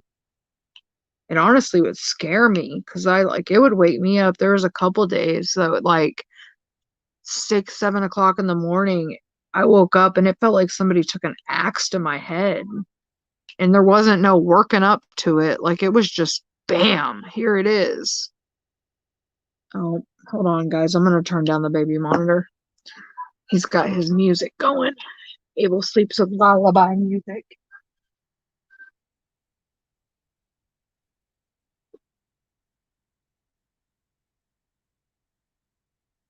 Okay. And I'm sure they're gonna sing songs and read their book, and I don't think you guys need to hear Twinkle Twinkle Little Star and You Are My Sunshine and prayers. I wish I could. I need to cut my rose bushes and snowball bush back so I won't complain if it got warmer. I don't even mess with plants because I'm telling you what, all I'd have to do is look at them and they're gonna die. I can't keep anything alive. When I moved in here, there were rose bushes here that had been here for years. And I've been told they're pretty hard to kill. Well, all mine are dead and gone. And I didn't even do anything. I didn't touch them. I let my husband take care of them because I don't do plants. I don't do bugs and I don't do snakes. And since we live a few blocks away from the Missouri River, we tend to get snakes in our backyard. And I don't care that they're just gardener snakes. I don't like snakes at all. I don't care if they're the size of a worm or huge. I hate snakes. So I won't even go in our backyard in the summer at all. Mine was vomiting. I would get them so bad I couldn't stop.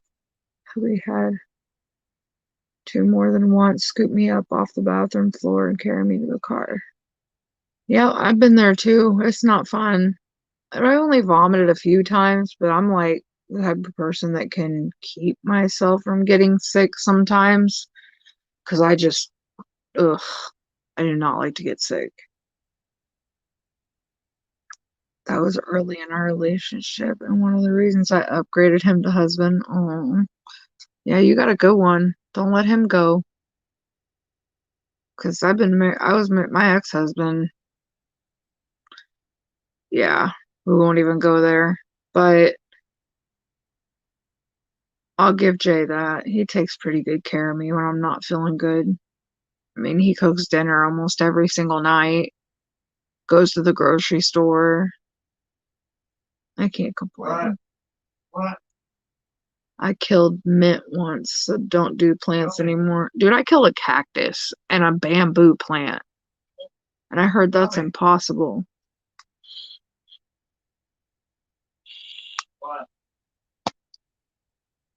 Abel's playing his nightly games of Dad, I forgot to do this. Forgot to do that.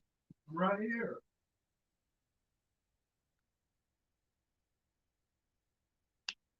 I'm right here. Come down here. About midnight, he'll come down to our bed and say, Mom, I want to sleep with you. I'm scared of my room. I try not to let him too much because he was down here all summer and we played hell getting him back in his room when school started. So as much as I want him down here right now because of everything going on, I try not to let him for that reason. And then also, I don't want him to see me cry. And I mean, I gotta cry sometimes. And I try not to do it in front of them. Go pee. Oh, he gotta pee.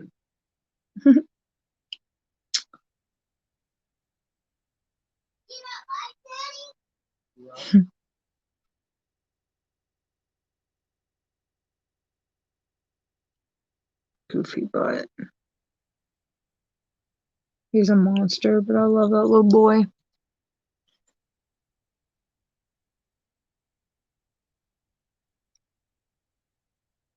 Killing mint is hard too, is it?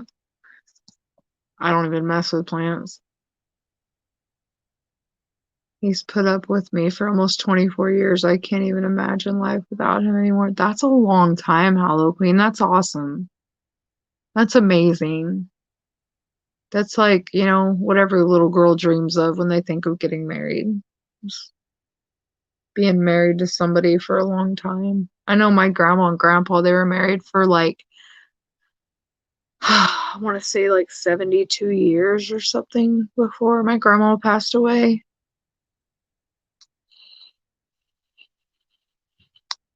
It's supposed to be impossible too.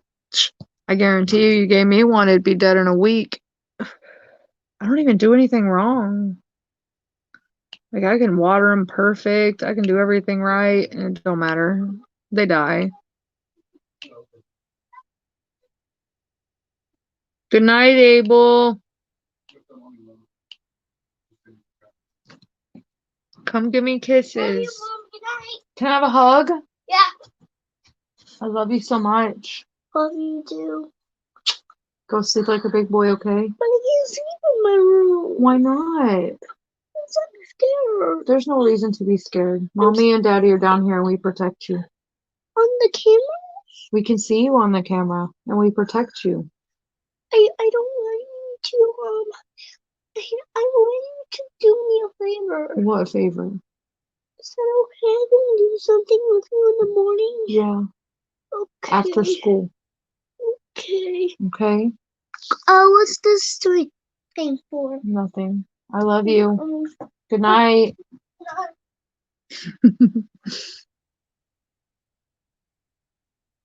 We've only been married for 11, didn't exactly rush to the altar. There's nothing wrong with that. Time is not a measure of love. Me and Jay, we actually got married, like I said, a year, 2 days before our 1 year anniversary of being together. Me and my ex-husband, on the other hand, we were together we got engaged at 6 years then, got married at 8 years in, and our marriage barely lasted 2 years. Like, it lasted like 2.5 years. So every couple is different, and if it's real, it's real. If it's not, it's not. And that's why people that say something about, oh, you're getting married too soon, or not soon enough, or you guys are waiting forever, none of that matters. Because I don't know how many people told me I was marrying Jay too soon. And I mean, yeah, we got our problems like anybody else, but at the end of the day, he loves me and he'd do anything for these kids. Every relationship is going to have obstacles to get around.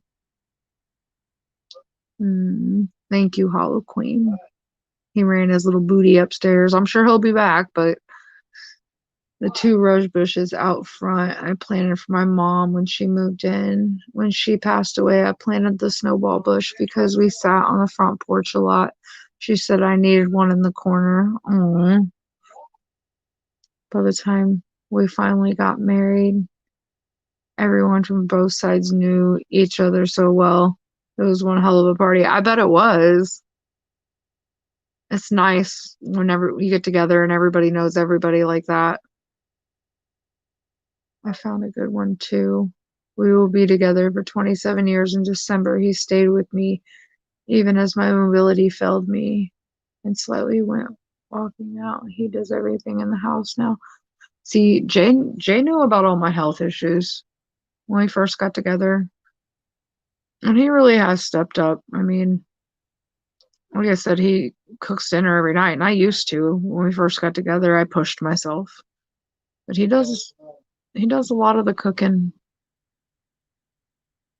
I can't complain. What? What? And he puts the kids to bed every night. No, you do this every time. What does he want now? What? Tell me. Jay goes to walk off and he goes, Love Daddy, you. Daddy.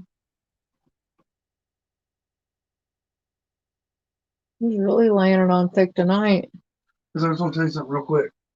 Dude, he straight ran in here and he goes, MF, and runs out. And you know who had just came into the live? Aaron. Oh, yeah. I don't know how long he'd been in there listening, so I don't know what he knows now. As far as Abel, How much money we got? I didn't even think about him coming in. I don't know. More than in a few like cigarette. Pack cigarettes for you, a can shoes for me, so I can go work on Charles' four-wheeler.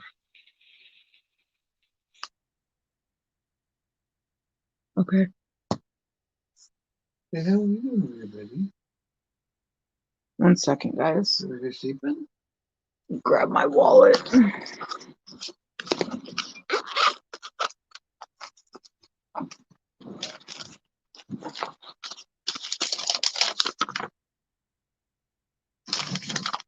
Now you guys are a witness, right? And you just said a pack of cigarettes for me. I'll smoke the other pack. Huh? I'll smoke the other pack. There's only 2 in there. I know.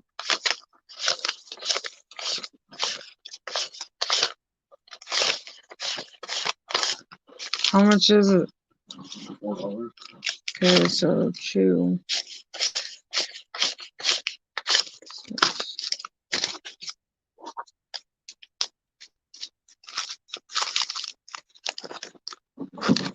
Are they even still open over there across the bridge? Hi, Jamie. Yeah, Aaron came in. Yeah, no. Yeah, he came in for about 10 minutes. He's like, hi, Mom. Abel's got that book memorized. I think he came in right after I was done talking about everything, so I don't know. Abel's got a school bus book memorized. Does I said, he? you want to read? And I start reading. I always make jokes about it. Uh-huh. Like when I'm riding and something sounds with air, I'll say underwear. And so he started reading it, but he was reading it word for word and then using the words I put in Oh my goodness. He's a goofball. Mm. He acts like you too. Sometimes it's good. I want to do my jaw hit the floor when he walked in and said that. I was like, oh my God. I was doing something. Like, and I had just got done asking everybody to pray for him, and then he walks in and does that, and I'm just like, oh no. I said, Abel, son, watch the movie, and he looked up at it. He goes, I'm scared. And the dude smiled, and he got big old scary teeth. He said, what the fuck? Are you serious? I was like, Abel. What was he? he? I'm going to tell Mom. What were you watching? It was a cartoon Halloween movie. Goodness. Paranorman. He really ain't even been cussing that much. That's what's messed up. And he just out of nowhere bust off with that and had to come in here and do it while I'm live. Leave it to kids. My late husband and I were together from the time my son was 5. We got married when our daughter was 3. So we lived together almost 30 years. My kids keep asking me when I'm going to start dating. That's amazing, Elizabeth, that you got that. I'm sorry that you had to go through that loss. I get it though, because if you're ready, you're ready. If you're not, you're not. I'll be honest, if me and Jay ever split up, I wouldn't move on. Cause I mean, I've been in a lot of serious relationships. I've been married once before Jay, and you know, with everybody else, bye babe. I had to like not be myself, and a lot of the guys didn't like tattoos or didn't like piercings, and I can be myself. So, I mean, there's just no point. When you find that person that you are truly happy with and you truly love, and it's kind of like, why move on when you know that you're going to constantly compare that person to what you had. So, I mean, I get it. If you want to date and you think it'll make you happy, then go for it. If you're content and you're happy, lots of people live their lives single and they're happier than some people that are in relationships. Oh, hold on, guys. Jay left to go to the gas station and Abel's yelling daddy. Hold on.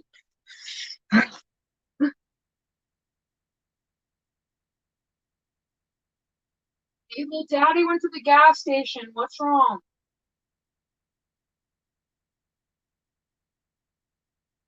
Okay, let me switch it over. Sorry, Faith. Abel, Daddy went to the gas station. What do you want? What do you need?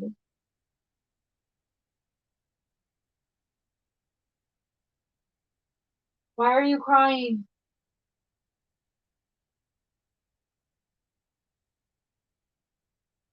What?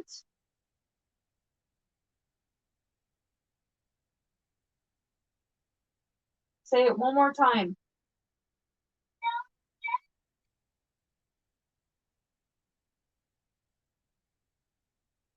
Daddy gave you kisses and tucked you in, and I love you. It's time for bed. What, buddy?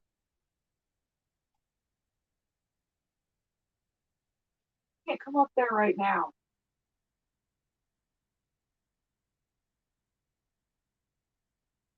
Bed, buddy. I love you. What? Well, then tell me.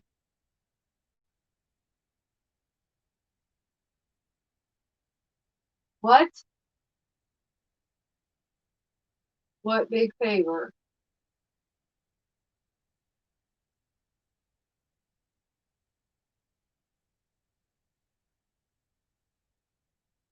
What?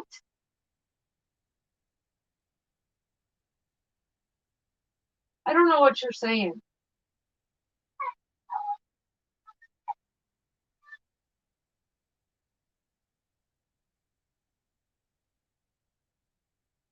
Well, I'm not going to go buy a car right now. I love you. What?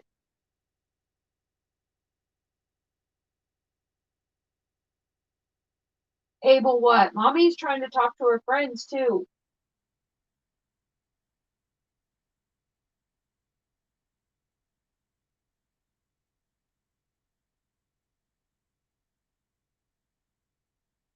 It is time for bed. I love you and good night. No, it's bedtime, buddy. I love you.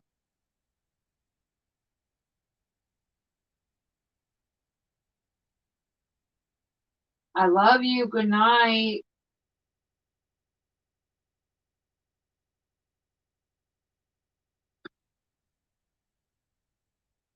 Oh my goodness. I'm sorry, guys.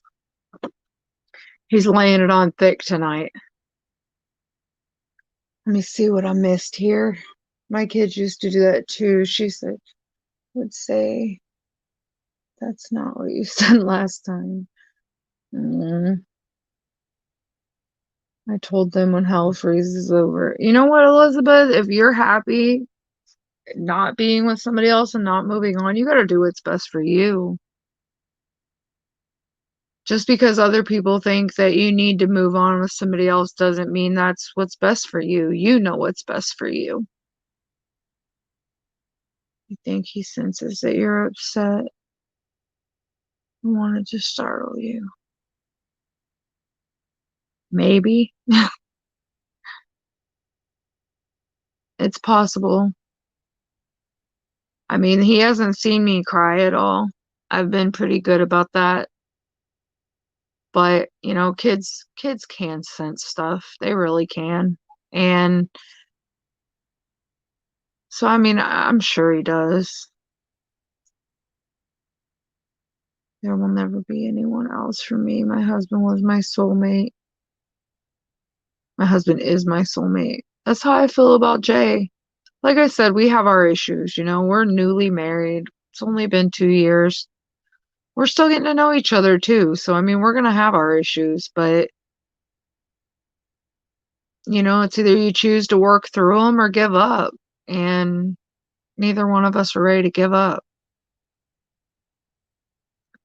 I agree, Hollow Queen. He knows his mama's upset and he's trying to make her smile. He probably is. He's been telling me every day. He told me today. Oh, it broke my heart. It didn't break my heart. It warmed my heart. He walked up to me and he goes, Mama, you're my girl. He goes, I love you with all the world. Because I always tell him I love him with all my heart. He said, I love you with all the world. or at least take her mind off of what was bothering her.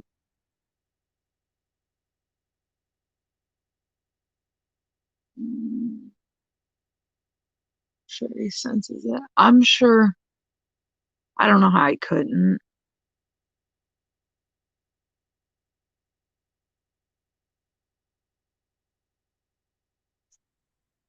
Do is go to my father-in-law's visitation and tell his it's been almost 9 years. Oh, I'm so sorry, Elizabeth. See, like, I remember when my grandma passed. I think my grandpa lived for like, I want to say 5 or 6 more years, but he was never himself, you know? Like, when you lose that other half of you, it's like you're just here. Like, I get it. And so it's like I was sad when my grandpa went, but in a sense, I was happy for him because he got to be with my grandma again. And I know that's where he wanted to be. I mean, he would never do anything to force his time to come. But, you know, I mean, because obviously, people that do believe in God and heaven and hell, taking your own life, it's a sin. And we don't know for sure what happens, but, he wanted to be with my grandma again, and he finally got there. And so I was kind of happy for him. Yep.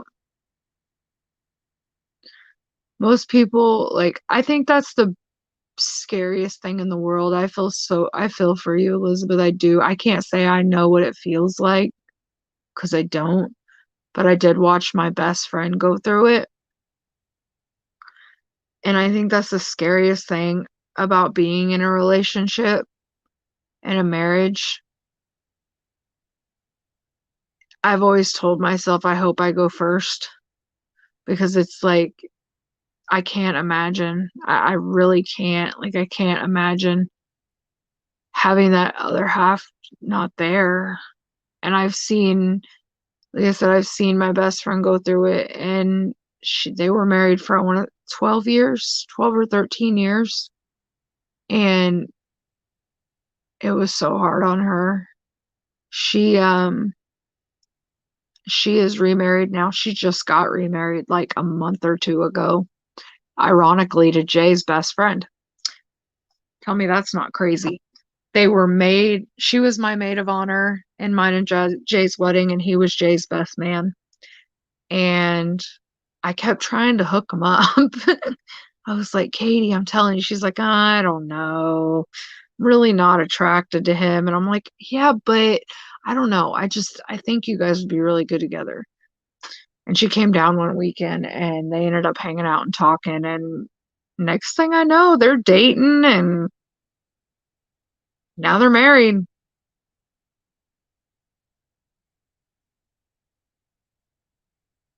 They have 18 acres out in the country with a lake and a pond. His last wish was to have his ashes poured into the lake. She said no. She wouldn't be able to stand knowing he was there. Oh, I have forbidden my husband from going before me. If only it was that easy, Katie. That's why I tell everybody. I tell Jay this all the time. I said, don't, and he hates talking about death. Like, that's just Jay. He hates it. Like, I try to bring up, what are your wishes when you go? Because that's stuff you want to know and you need to know. And he's like, I don't want to talk about this. Why are you talking about this? And I'm like, because I would rather know than not know. And I told him, I said, don't take any day for granted because you don't know. You just don't. You have to live every day like it's your last when you're with the person you love because you don't know. I mean, just this last year, I've lost my best friend. My best friend's grandma passed, which was like my grandma. We grew up together. And her dad just passed a few weeks ago. And it's like, and now this news with my son, which I'm praying is good news, and that this is just a scare. But I'm really ready to kiss this year goodbye. This year has been one of the worst, and I know it's not just me. Everybody's gone through hell this year.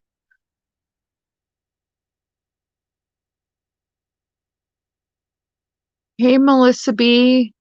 How are you? Yeah, if only, Katie. That's why I'm always on Jay's butt because like he's got sleep apnea and he hates his CPAP. Like he hates wearing it. And I'm like, babe, can you please wear this thing, please? Because I know, if it it's long term with that, like it ain't gonna hurt you right now if you don't wear it, but long term, that's hard on your organs, like your heart, all kinds of stuff. And I was like, you need to wear it. And he gets mad at me because I hound him all the time to put it on. I'll wake him up and tell him to put it on. And it's just like, dude, quit yelling at me. It's because I love you. Just shut up and put it on.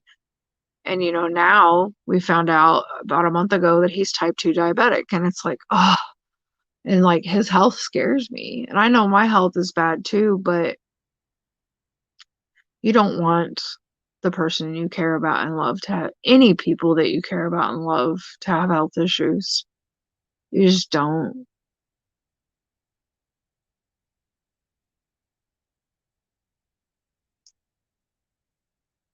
I hope so, Elizabeth. Like I said, there's literally people praying everywhere.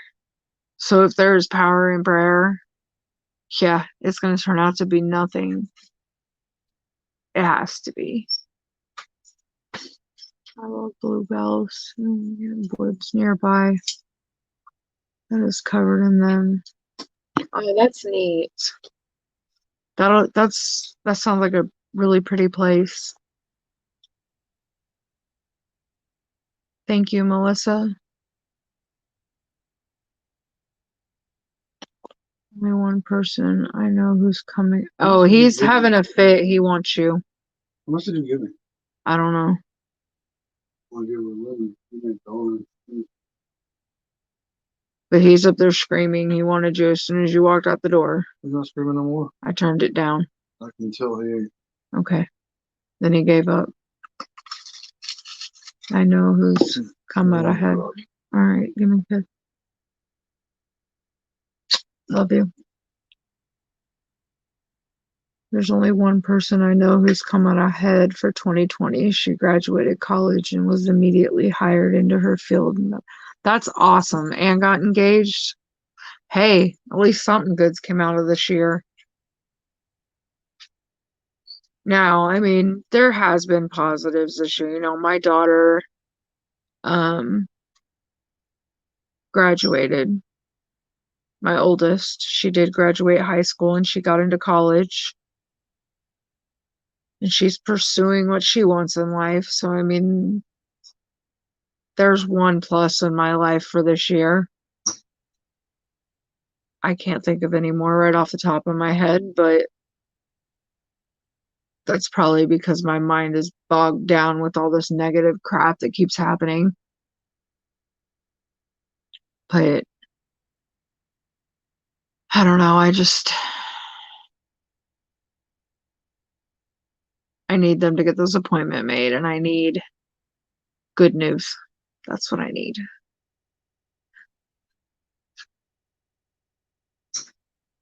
I knew my mother-in-law wasn't going to be with us much longer. She quit eating almost a week ago.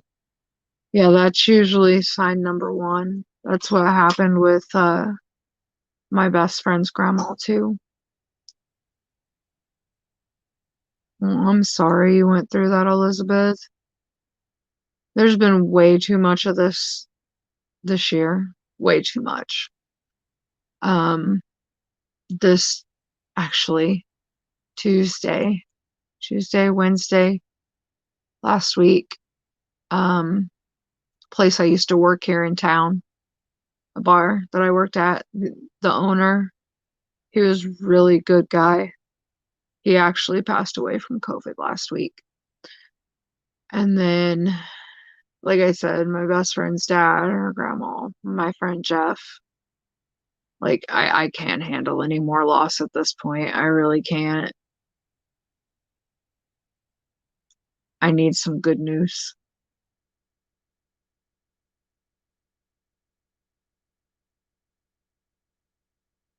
My youngest daughter went off to university and she's loving it.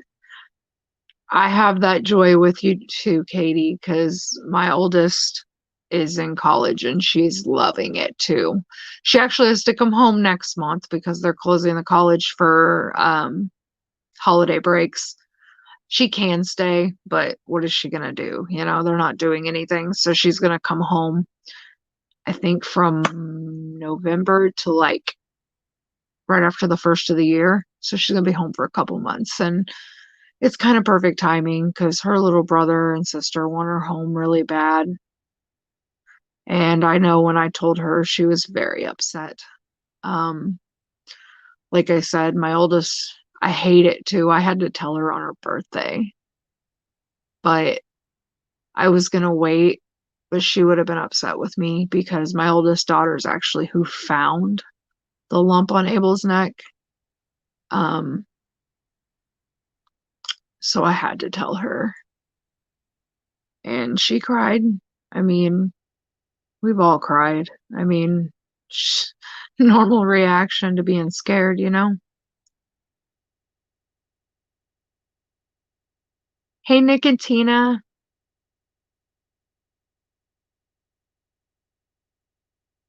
You sure are entitled to some good news. I'm telling you, dude, it is like one after another this year. Like, I don't even know how I am getting up and functioning. And it's like, I have people in my life that keep telling me, you're strong, you're gonna get through this, you're so strong. And it's like, right now, I don't feel strong. I feel literally the weakest I've ever felt. And I think it makes it worse because my buddy Jeff, that I lost back in November, the end of last year, that was like I love my husband, but he's not the talkative type about serious stuff. He's more of the jokester. And Jeff was my brother, you know, the one I'd go to talk to, and he always knew what to say, you know, and I don't have him anymore. And like I do have an actual brother, but he's so wrapped up with his life and he's overseas right now, deployed. And I messaged him Friday when we found this out, and I'll be honest, I'm kind of hurt. Um, I messaged him and I said, "Can you call me?" Because I saw that he was online, and he said, "In a minute, been running today. I'll call you in a little bit." Well, I waited about an hour and I hadn't heard nothing, so I messaged him basically what was going on, and he read it and didn't even respond. And it's just like, okay, you know, what do you do? I mean, it hurt. That's my brother. That's like my only real brother, sibling. I only have one sibling. So it's like, I don't know, it hurt. But fact of the matter is, and I've learned this before, at the end of the day, your true friends are the ones that are there. And I can thank a lot of you guys for that. Because I've had so many people message me just to check on me. And even if you don't do that, like I said, pray. That is all I want right now. Like, that is like the utmost number one, most amazing thing anybody can do for me right now is pray. Just pray for Abel. Don't even pray for me at this point. I will be fine. I just want Abel. If Abel is fine, I will be fine. That little boy, that little boy pulled me out of a dark, dark place because I lost the baby before him, like I said. So he was the rainbow after my storm. And there's just no way, he can't be okay, you know? It's just not possible. It's not an option. You know what the kicker today is? I lost my mom 3 years ago today. Today is really sucked. I'm sorry, Elizabeth.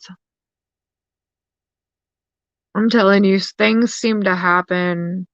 I don't know, it's like around the same time of year, every single year, every other year, or me and a friend of mine were actually talking about that. Her birthday is tomorrow, and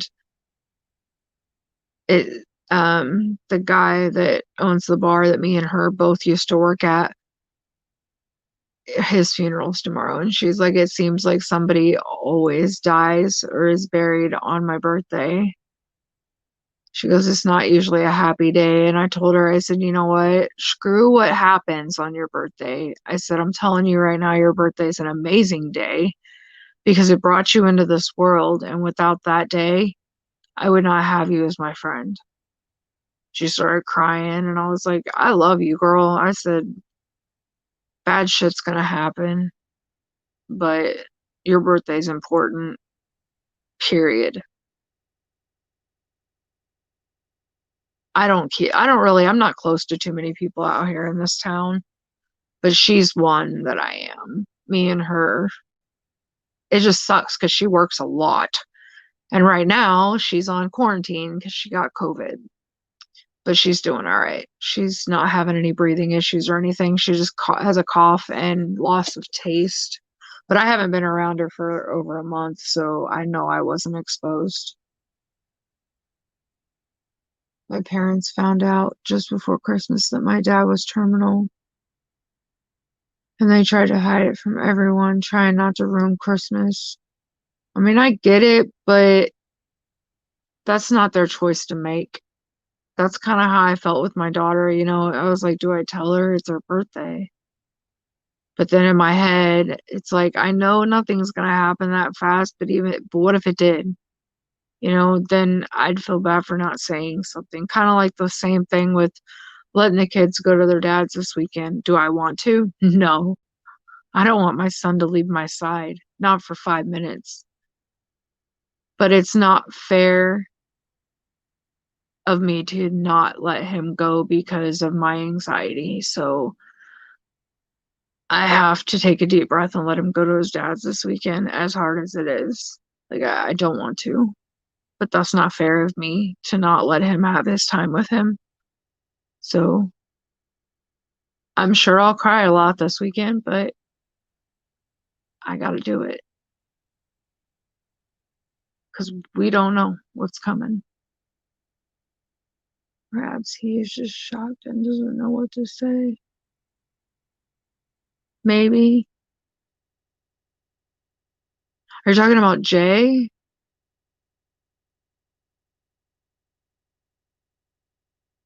Everyone knew something was very, very wrong, and would have been better told sooner. Yeah, I agree, Hollow Queen. I do.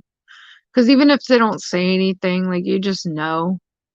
You know, like for instance, we haven't told Peyton anything, my 9-year-old, or Abel himself, but you know they sense something. Kids sense that stuff. But I don't want to say anything until there's actually a reason to make them worry because Peyton's very emotional anyway. And that's her brother. Not staying, but wanted to give you a virtual hug. Thank you, Pippa. That means a lot. Love you, girl. My mother-in-law, my birth mother, passed on the same day, but 1 year apart. So I know how you feel, Elizabeth. Gosh. It stinks. And it's like the older we get, the more we have to deal with this.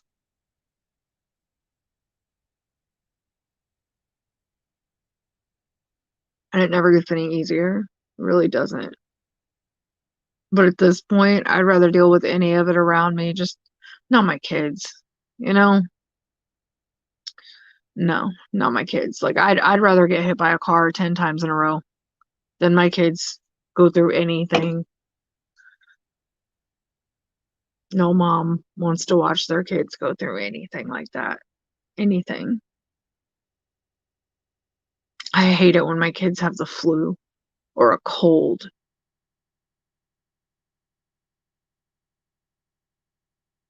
And you say you're not strong. You do everything right. I'm trying. There's no manual for this, you know? There's no manual for life. I just try to go by my gut and do what I feel is right, even if it hurts and it's hard. I do try to think about other people because I've been in the position enough in my life where people didn't think about how it affected me. I still deal with that. But at least, like, at the end of the day, I know I did what was right. You can't control what other people do, but I can control what I do. I'm not perfect. I've made my mistakes. Oh, my brother, maybe, but still, like, he's got, like, no joke, 11 kids. All right. Yeah, don't even get me started. But even if he just said, I love you, that's my brother. I don't know. And it's been like, well, I told him Friday and it's Tuesday.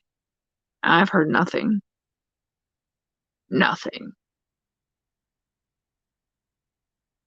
But I'm not going to force somebody to talk to me about it. I mean, I don't have the energy, to be honest. It hurts, but I don't even have the energy to focus on that right now. We're in the shorts for it, no matter what the results are. I'd like to think so, Elizabeth. I keep trying to. I mean, I know how I'm going to react if the results are good. Obviously, I'm going to probably cry happy, ecstatic tears and jump for joy. I try to keep myself from picturing the other side of it.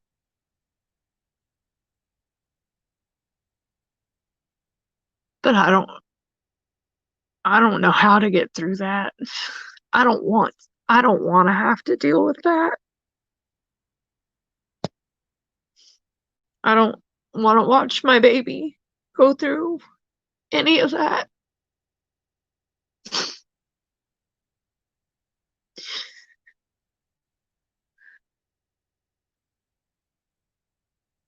I'm trying, Katie.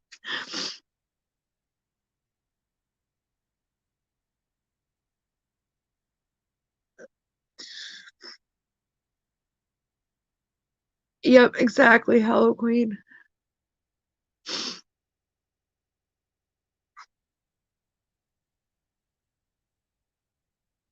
Well, I don't feel strong. I've been through a lot of hard shit in my life, and do I think it made me stronger in the long run? Yes, I do. But if I end up having to go down the road that could be a possibility, I honestly don't know how I'm gonna come out of that. I I can't even think about it. I really can't because I just don't. I don't know. I can't let my mind even go down that road.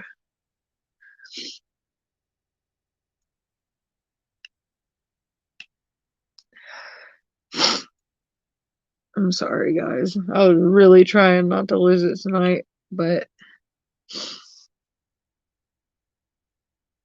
oh, gotta pull this up a little bit. My pen's like right up in your guys' face.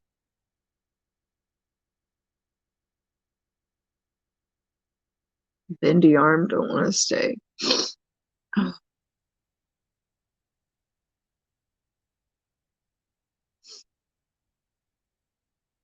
Don't think about it until you have to. That's what I've been trying to do, Katie, but it's like every time I look at him, it's like, I don't know, I tear up a little. How can you not, you know?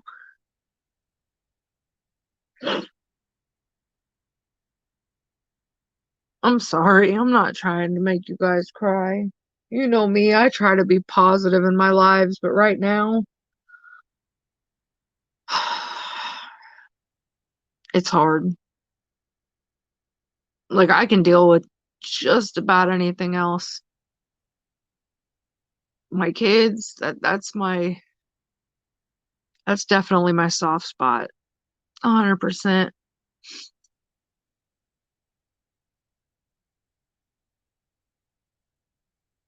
Yeah, Christy, I'm trying to be okay. Um,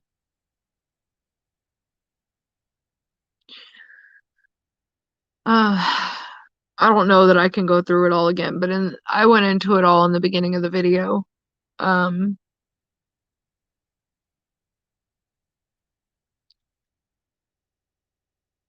just keep my 5-year-old and our family in your prayers. But if you want details and stuff, normally I'd repeat it. I don't care. But right now, if I repeat it, I'm probably gonna lose it. And I hate crying sometimes. Because I'm telling you what, when I ugly cry, guys, my eyes, I don't know if anybody else has this happen, but if I like ugly cry and then go to bed, dude, my eyes swell up like I've been punched in the face 100 times. Like it looks like I have a big fat sty at the bottom of my eye and my eyelids swell up. Like it's not cute. And they won't go away for like a day, no matter what I do. So I try not to cry, especially right before I go to sleep. I totally understand. I lost my husband to skin cancer of all things.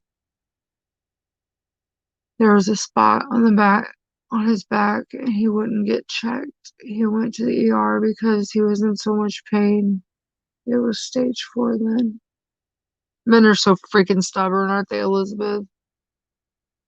Well, I know this is no comparison whatsoever, but like Jay, when he went and had his sleep study done for sleep apnea, dude, I knew he had it the second I met him, the first night he slept here.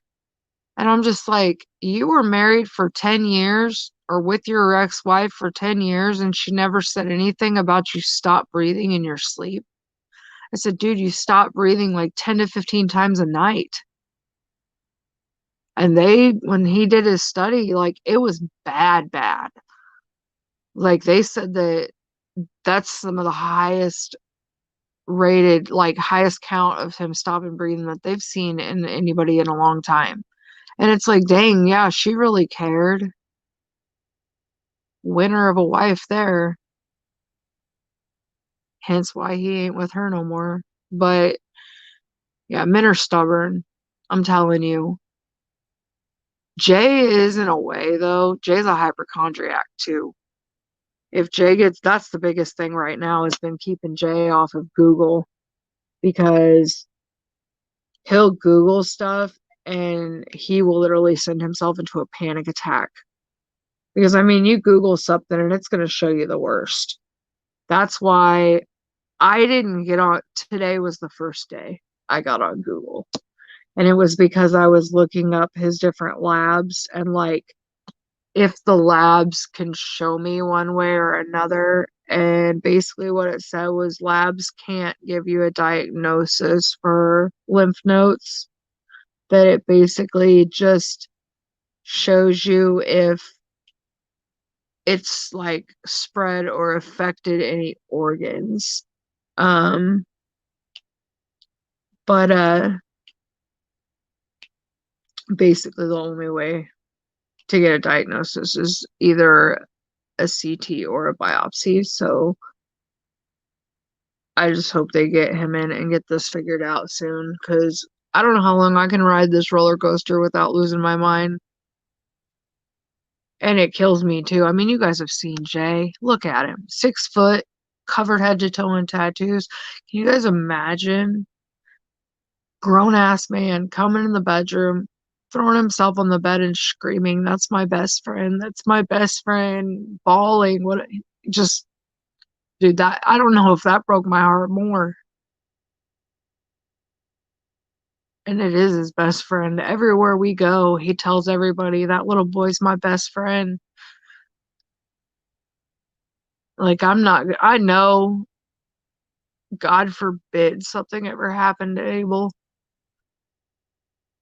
I'm mentally gonna be so messed up. But Jay, oh my God, guys. He may not have physically made that child, but that child is his. I don't care what anybody says. That little boy is a mini Jay. He acts like him. He follows him everywhere. They are literally tied at the hip.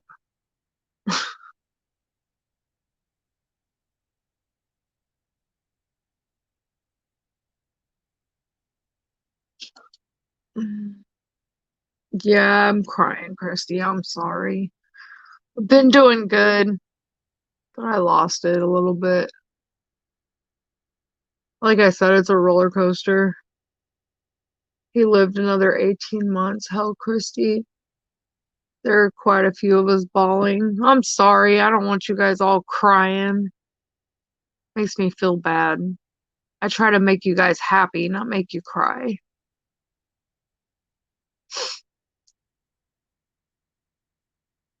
Thank you, Kirsty. The price of love is pain. That is so true. In so many different levels. Some people hear that and they think, oh, they're gonna break your heart. No, it's way deeper than that. Way deeper. You love him with everything you have. Everything. It's hurting my beavers.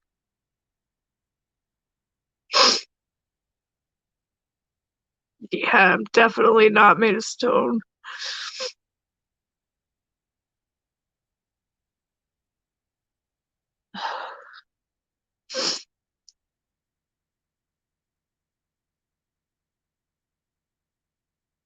It sucks. It's like you can't even try to hide the fact that you cry. And my eyes swell so bad. It's horrible. It looks like I have poison ivy in my eyes when I cry. It doesn't do it if I cry like during the day. Like they'll get red and a little poofy. But like if I cry right before I go to bed, when I wake up the next morning, yeah, forget it. I look like I'm either got punched in the eye or smoked more weed that this planet has. Because you can't even see my eyeballs.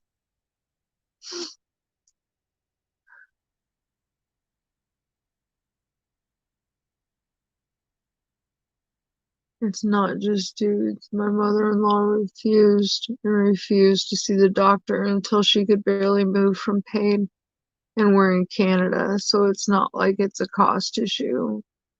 You're right, Hollow Queen. I've seen some women that are like that too. And see, I try not to be. I get like that though because I go to the doctor for everything, and I get poked and prodded and test after test, and it's like anytime I go to a new doctor, it's like, oh, here's a new diagnosis for you.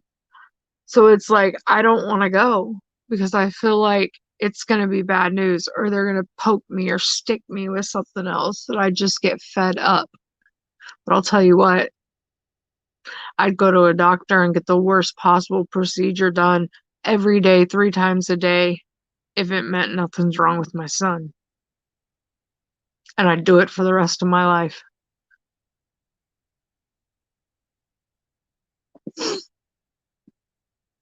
Stage 4 pancreatic cancer. She died less than a year ago. I'm sorry, Hollow Queen. I really am.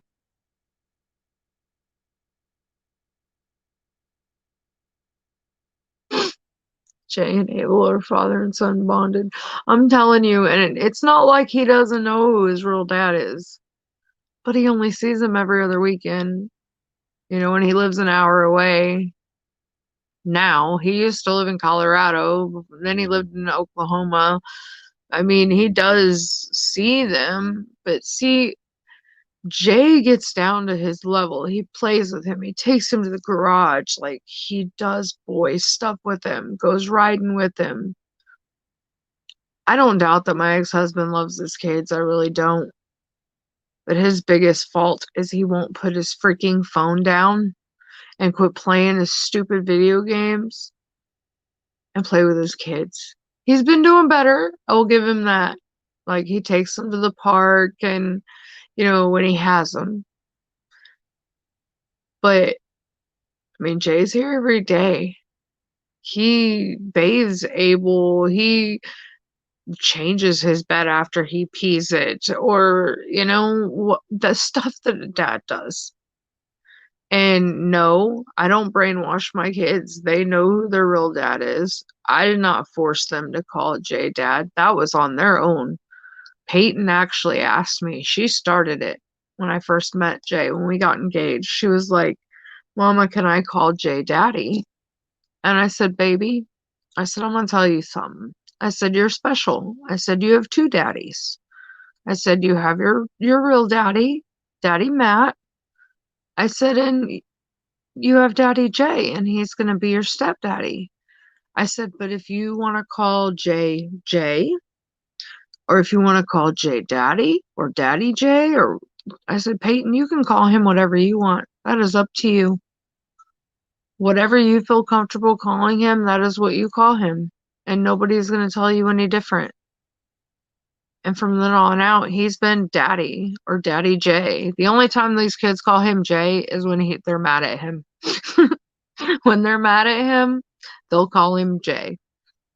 But they love him. Those kids, Jay, CJ got gypped with his two youngest kids. He didn't get to see him growing up. Yes, he screwed up. He was in prison for a while when his babies were younger, but there was a big portion that he was out. His ex-wife wouldn't let him see him. Same with his oldest. Mom wouldn't let him see him. And I'm telling you what, he loves his kids. But with Abel and Peyton, he's actually getting to be that dad that he wanted to be.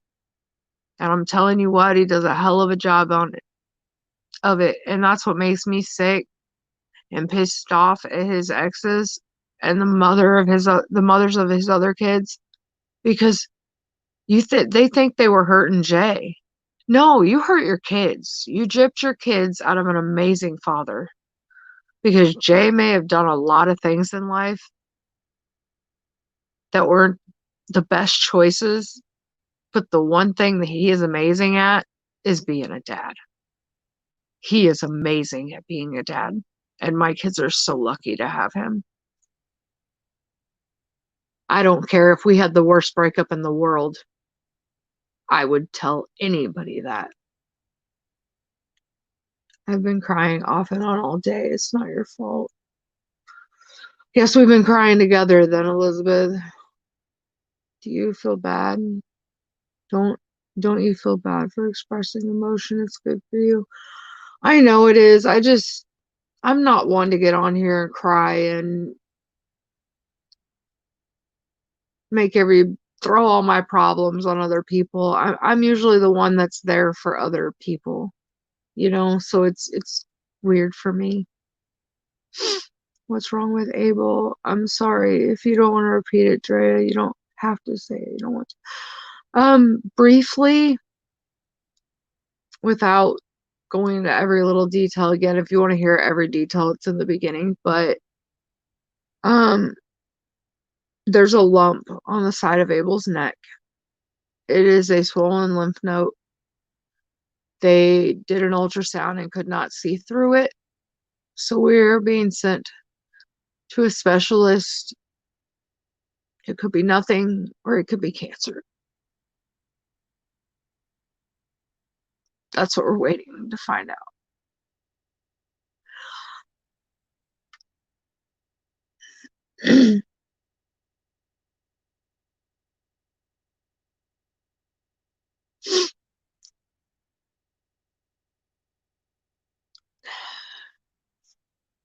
I will, Christy.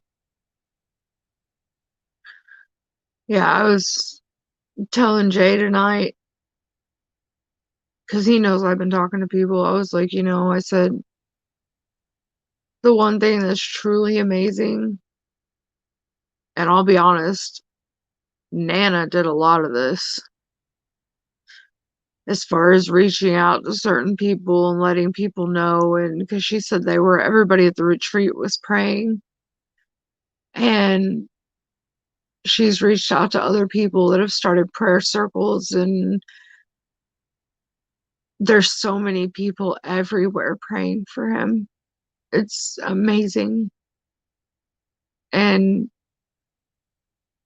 I can't even begin to express how grateful I am. Because right now, that's all we got is for us to sit here and pray and pray and pray that when we get the results, it's nothing. Like, I hope I can just look back and laugh and say, I got all worked up for nothing. That's what I'm hoping for.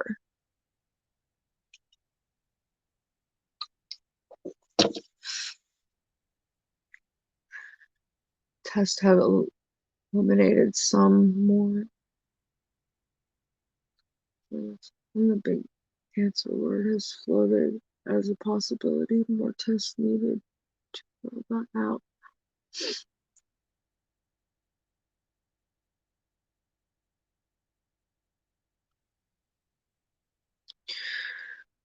Yeah, I keep hearing that, Christy. And I am usually, but when it comes to my babies, man, I'm not as strong yeah, if it comes to defending my kids or, you know, keeping them safe or, yeah, I can be strong. But when it's something like this, I feel helpless. Like, there's nothing I can do. Like, I can't go and get mad at somebody or keep him away from a situation to keep him safe, or there's nothing I can do. Like, nothing. And I think that's the most helpless feeling in the world, is not being able to do anything but just sit here and wait.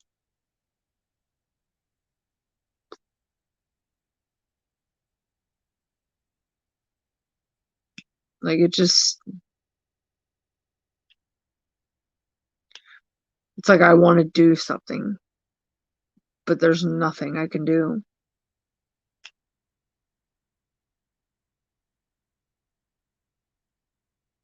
And the thought of letting him leave this weekend scares the crap out of me. Because, like, even though I'm terrified, at the unknown at this point,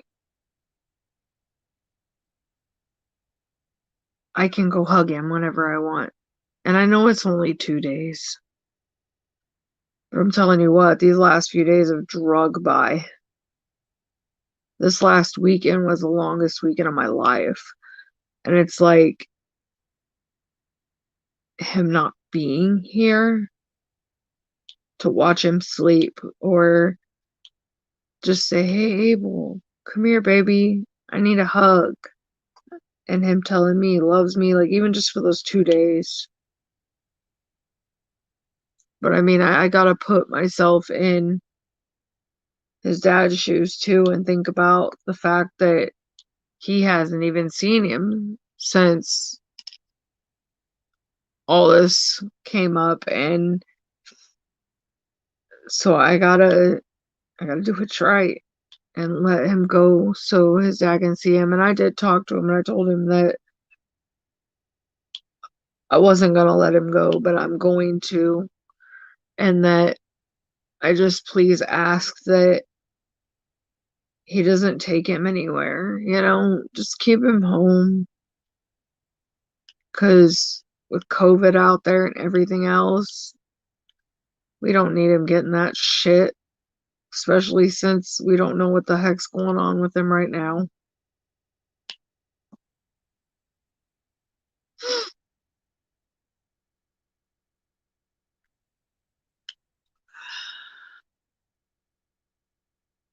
Hopefully we can tell them way down the road about what the horrible scare he gave you and how you got worked up over nothing. Yep, that is what I'm hoping for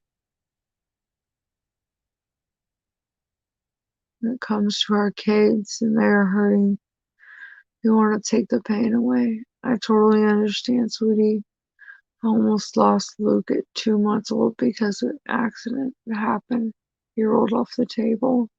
Oh my gosh. Sorry, I'm in tears. I hate thinking about it, but I'm so blessed. I'm glad he's still with you. That is what matters. I am so glad that your baby is still right there with you. And it is scary because I mean, this isn't the first time I've gone through, I mean, to this level, yes, but I mean, as I said earlier, I lost a baby before Abel, but his older brother, Dominic, was born 6 weeks early, and I was actually in the hospital on bed rest for 2 weeks.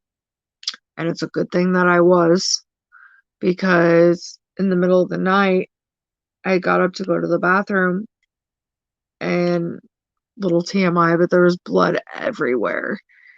And his dad yelled for the nurse, and she came in, and they hooked me up to the monitors, and his heart rate had plummeted.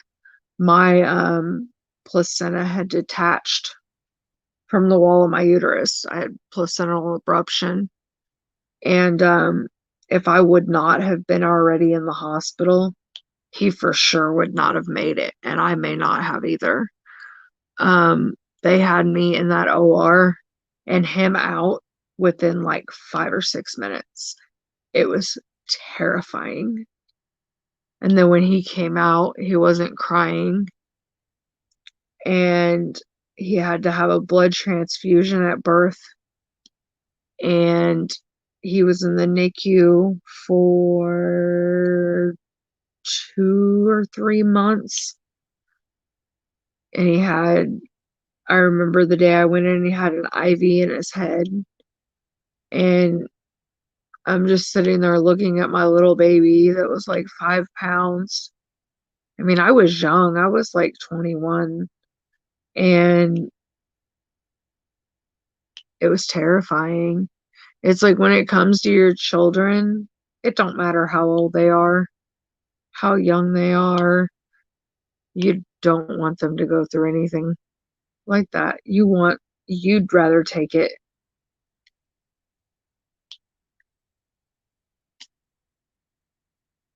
It's scary. I mean, and like my Justice, my oldest, um, when I was with Dominic's dad, my oldest son, he was walking up the stairs from the basement one time, and Justice was crawling up the stairs behind him because she was probably like 2. And he had like 4 or 5 glasses like in his grip of his fingers, holding them, carrying them up the stairs. And one of them was like your old fashioned, really heavy glass cups, and where the base of it's real thick. Well, it slipped out of his finger and it had Kool-Aid in it, and the glass did not break, but it like landed just right on her finger, that like directly through from corner down to her nail, like this, like diagonally. It cut the tip of her finger off. And I'm telling you what, I freaked out. I called 911. It was on Thanksgiving, and I couldn't even stay in the room when they um reattached her finger. I had to um my mom, when we were actually talking, she was actually in there because I was hysterical. I mean, when it comes to your children, it's a whole, like, I can normally handle medical stuff pretty calmly, but not when it comes to my kids. I will freak out.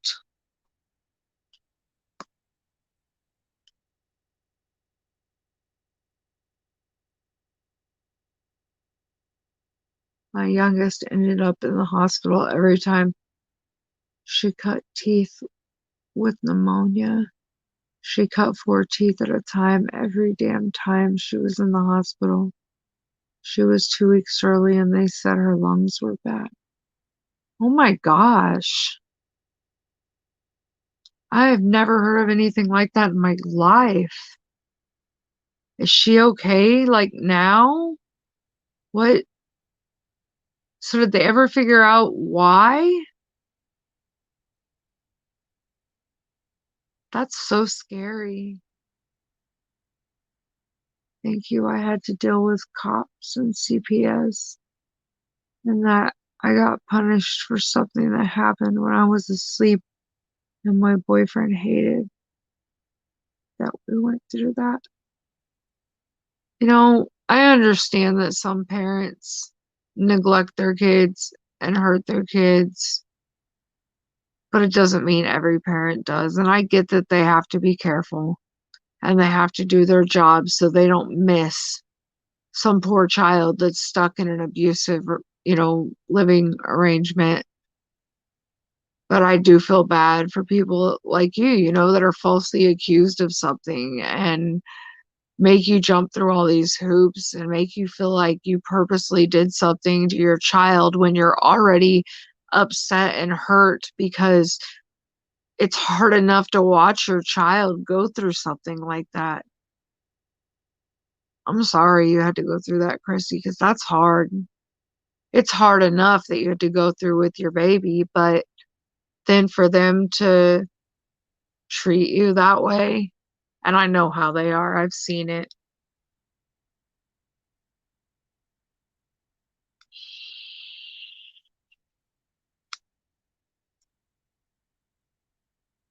She got old enough to get the shot when she was 20 and has only had one mild case since then.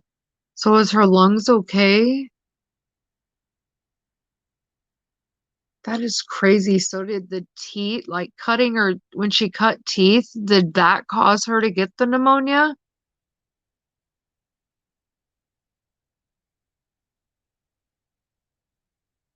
Or did she have the pneumonia and just happened to cut the teeth in the hospital? I don't know if I'm reading that right or not.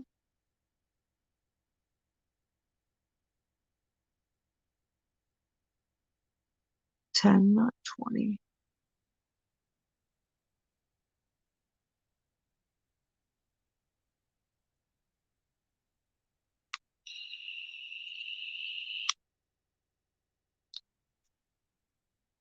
Well, look, guys, I made it till 11.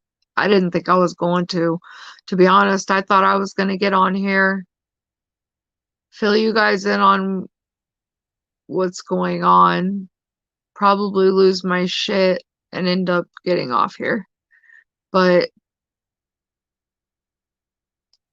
I think I needed to talk to somebody because I haven't been, I don't know if I've been scared to. I mean, I have talked to a couple close friends and I've lost my shit. This was nothing compared to what I've already done, but I won't let myself cry like that inside.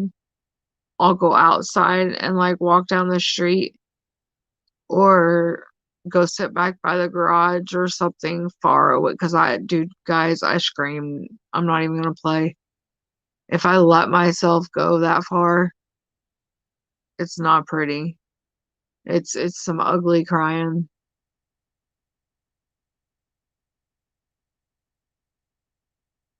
Nope, they told me we were lying.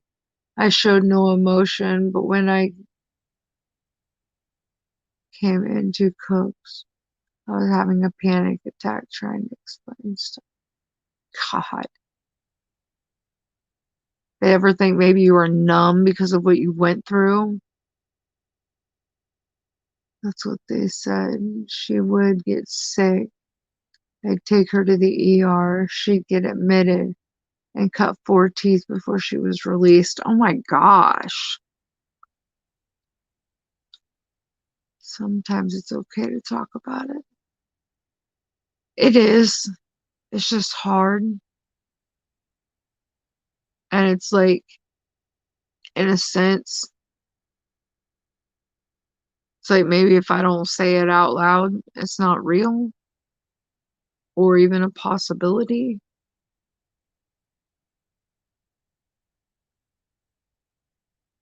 It's midnight and I need to head to bed. Keep your head up and hug that little guy as much as you can, knowing you're doing everything you can for him. Thank you, Hollow Queen. And thank you for being here tonight. It means a lot.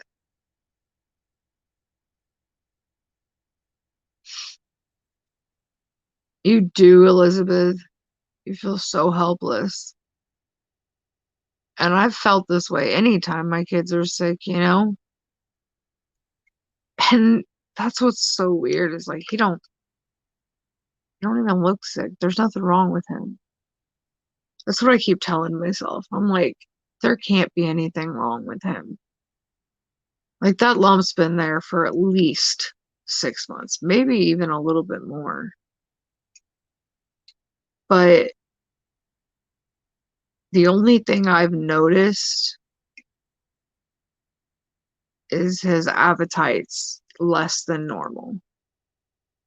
Like he'll eat a few bites of his dinner and he's just like, oh, I'm so full. I can't eat anymore. But that's about the only thing I've really noticed is that his appetite to see like I now because of what they said is possible or a possibility, now I'm really cueing into that stuff, which is normal. But it's like I'm constantly watching how much he eats and yeah. But other than that, he acts completely normal. Hi, Beth.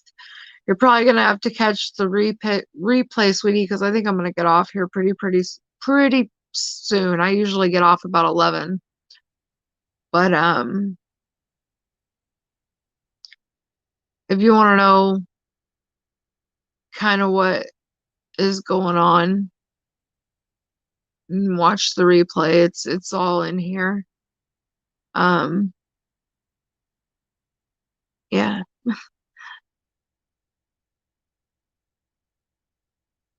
In a mild case of asthma, she takes breathing treatments if she needs to. She hasn't in almost a year. Yeah, my oldest son, Dominic, he has really bad asthma. And when he was younger, we had to do breathing treatments 3 times a day. Now he has a daily inhaler that he does in the morning and then his emergency albuterol inhaler. And he does have the nebulizer machine that we use for emergencies, which we haven't had to do in quite a while.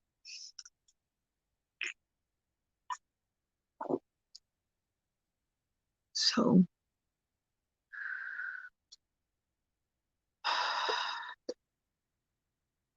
I'm headed to bed anyway. I'll listen to the replay tomorrow. Stay strong, Mama. Just wanted to pop in. I'm holding it together the best I can, Beth. But thank you for coming in and checking on me. Get some sleep. Love you. Well, guys, I think I'm gonna call it a night and get off here. I do appreciate all you guys coming in and chatting and all the prayers and everything. It means a lot. It really does. And I will definitely keep everybody updated as soon as I know anything. And it might be a little while because, like I said, I'm still waiting for them to schedule the appointment. So I don't even know if we're going to know anything then. Like, I don't know how this works. I have no idea how this works.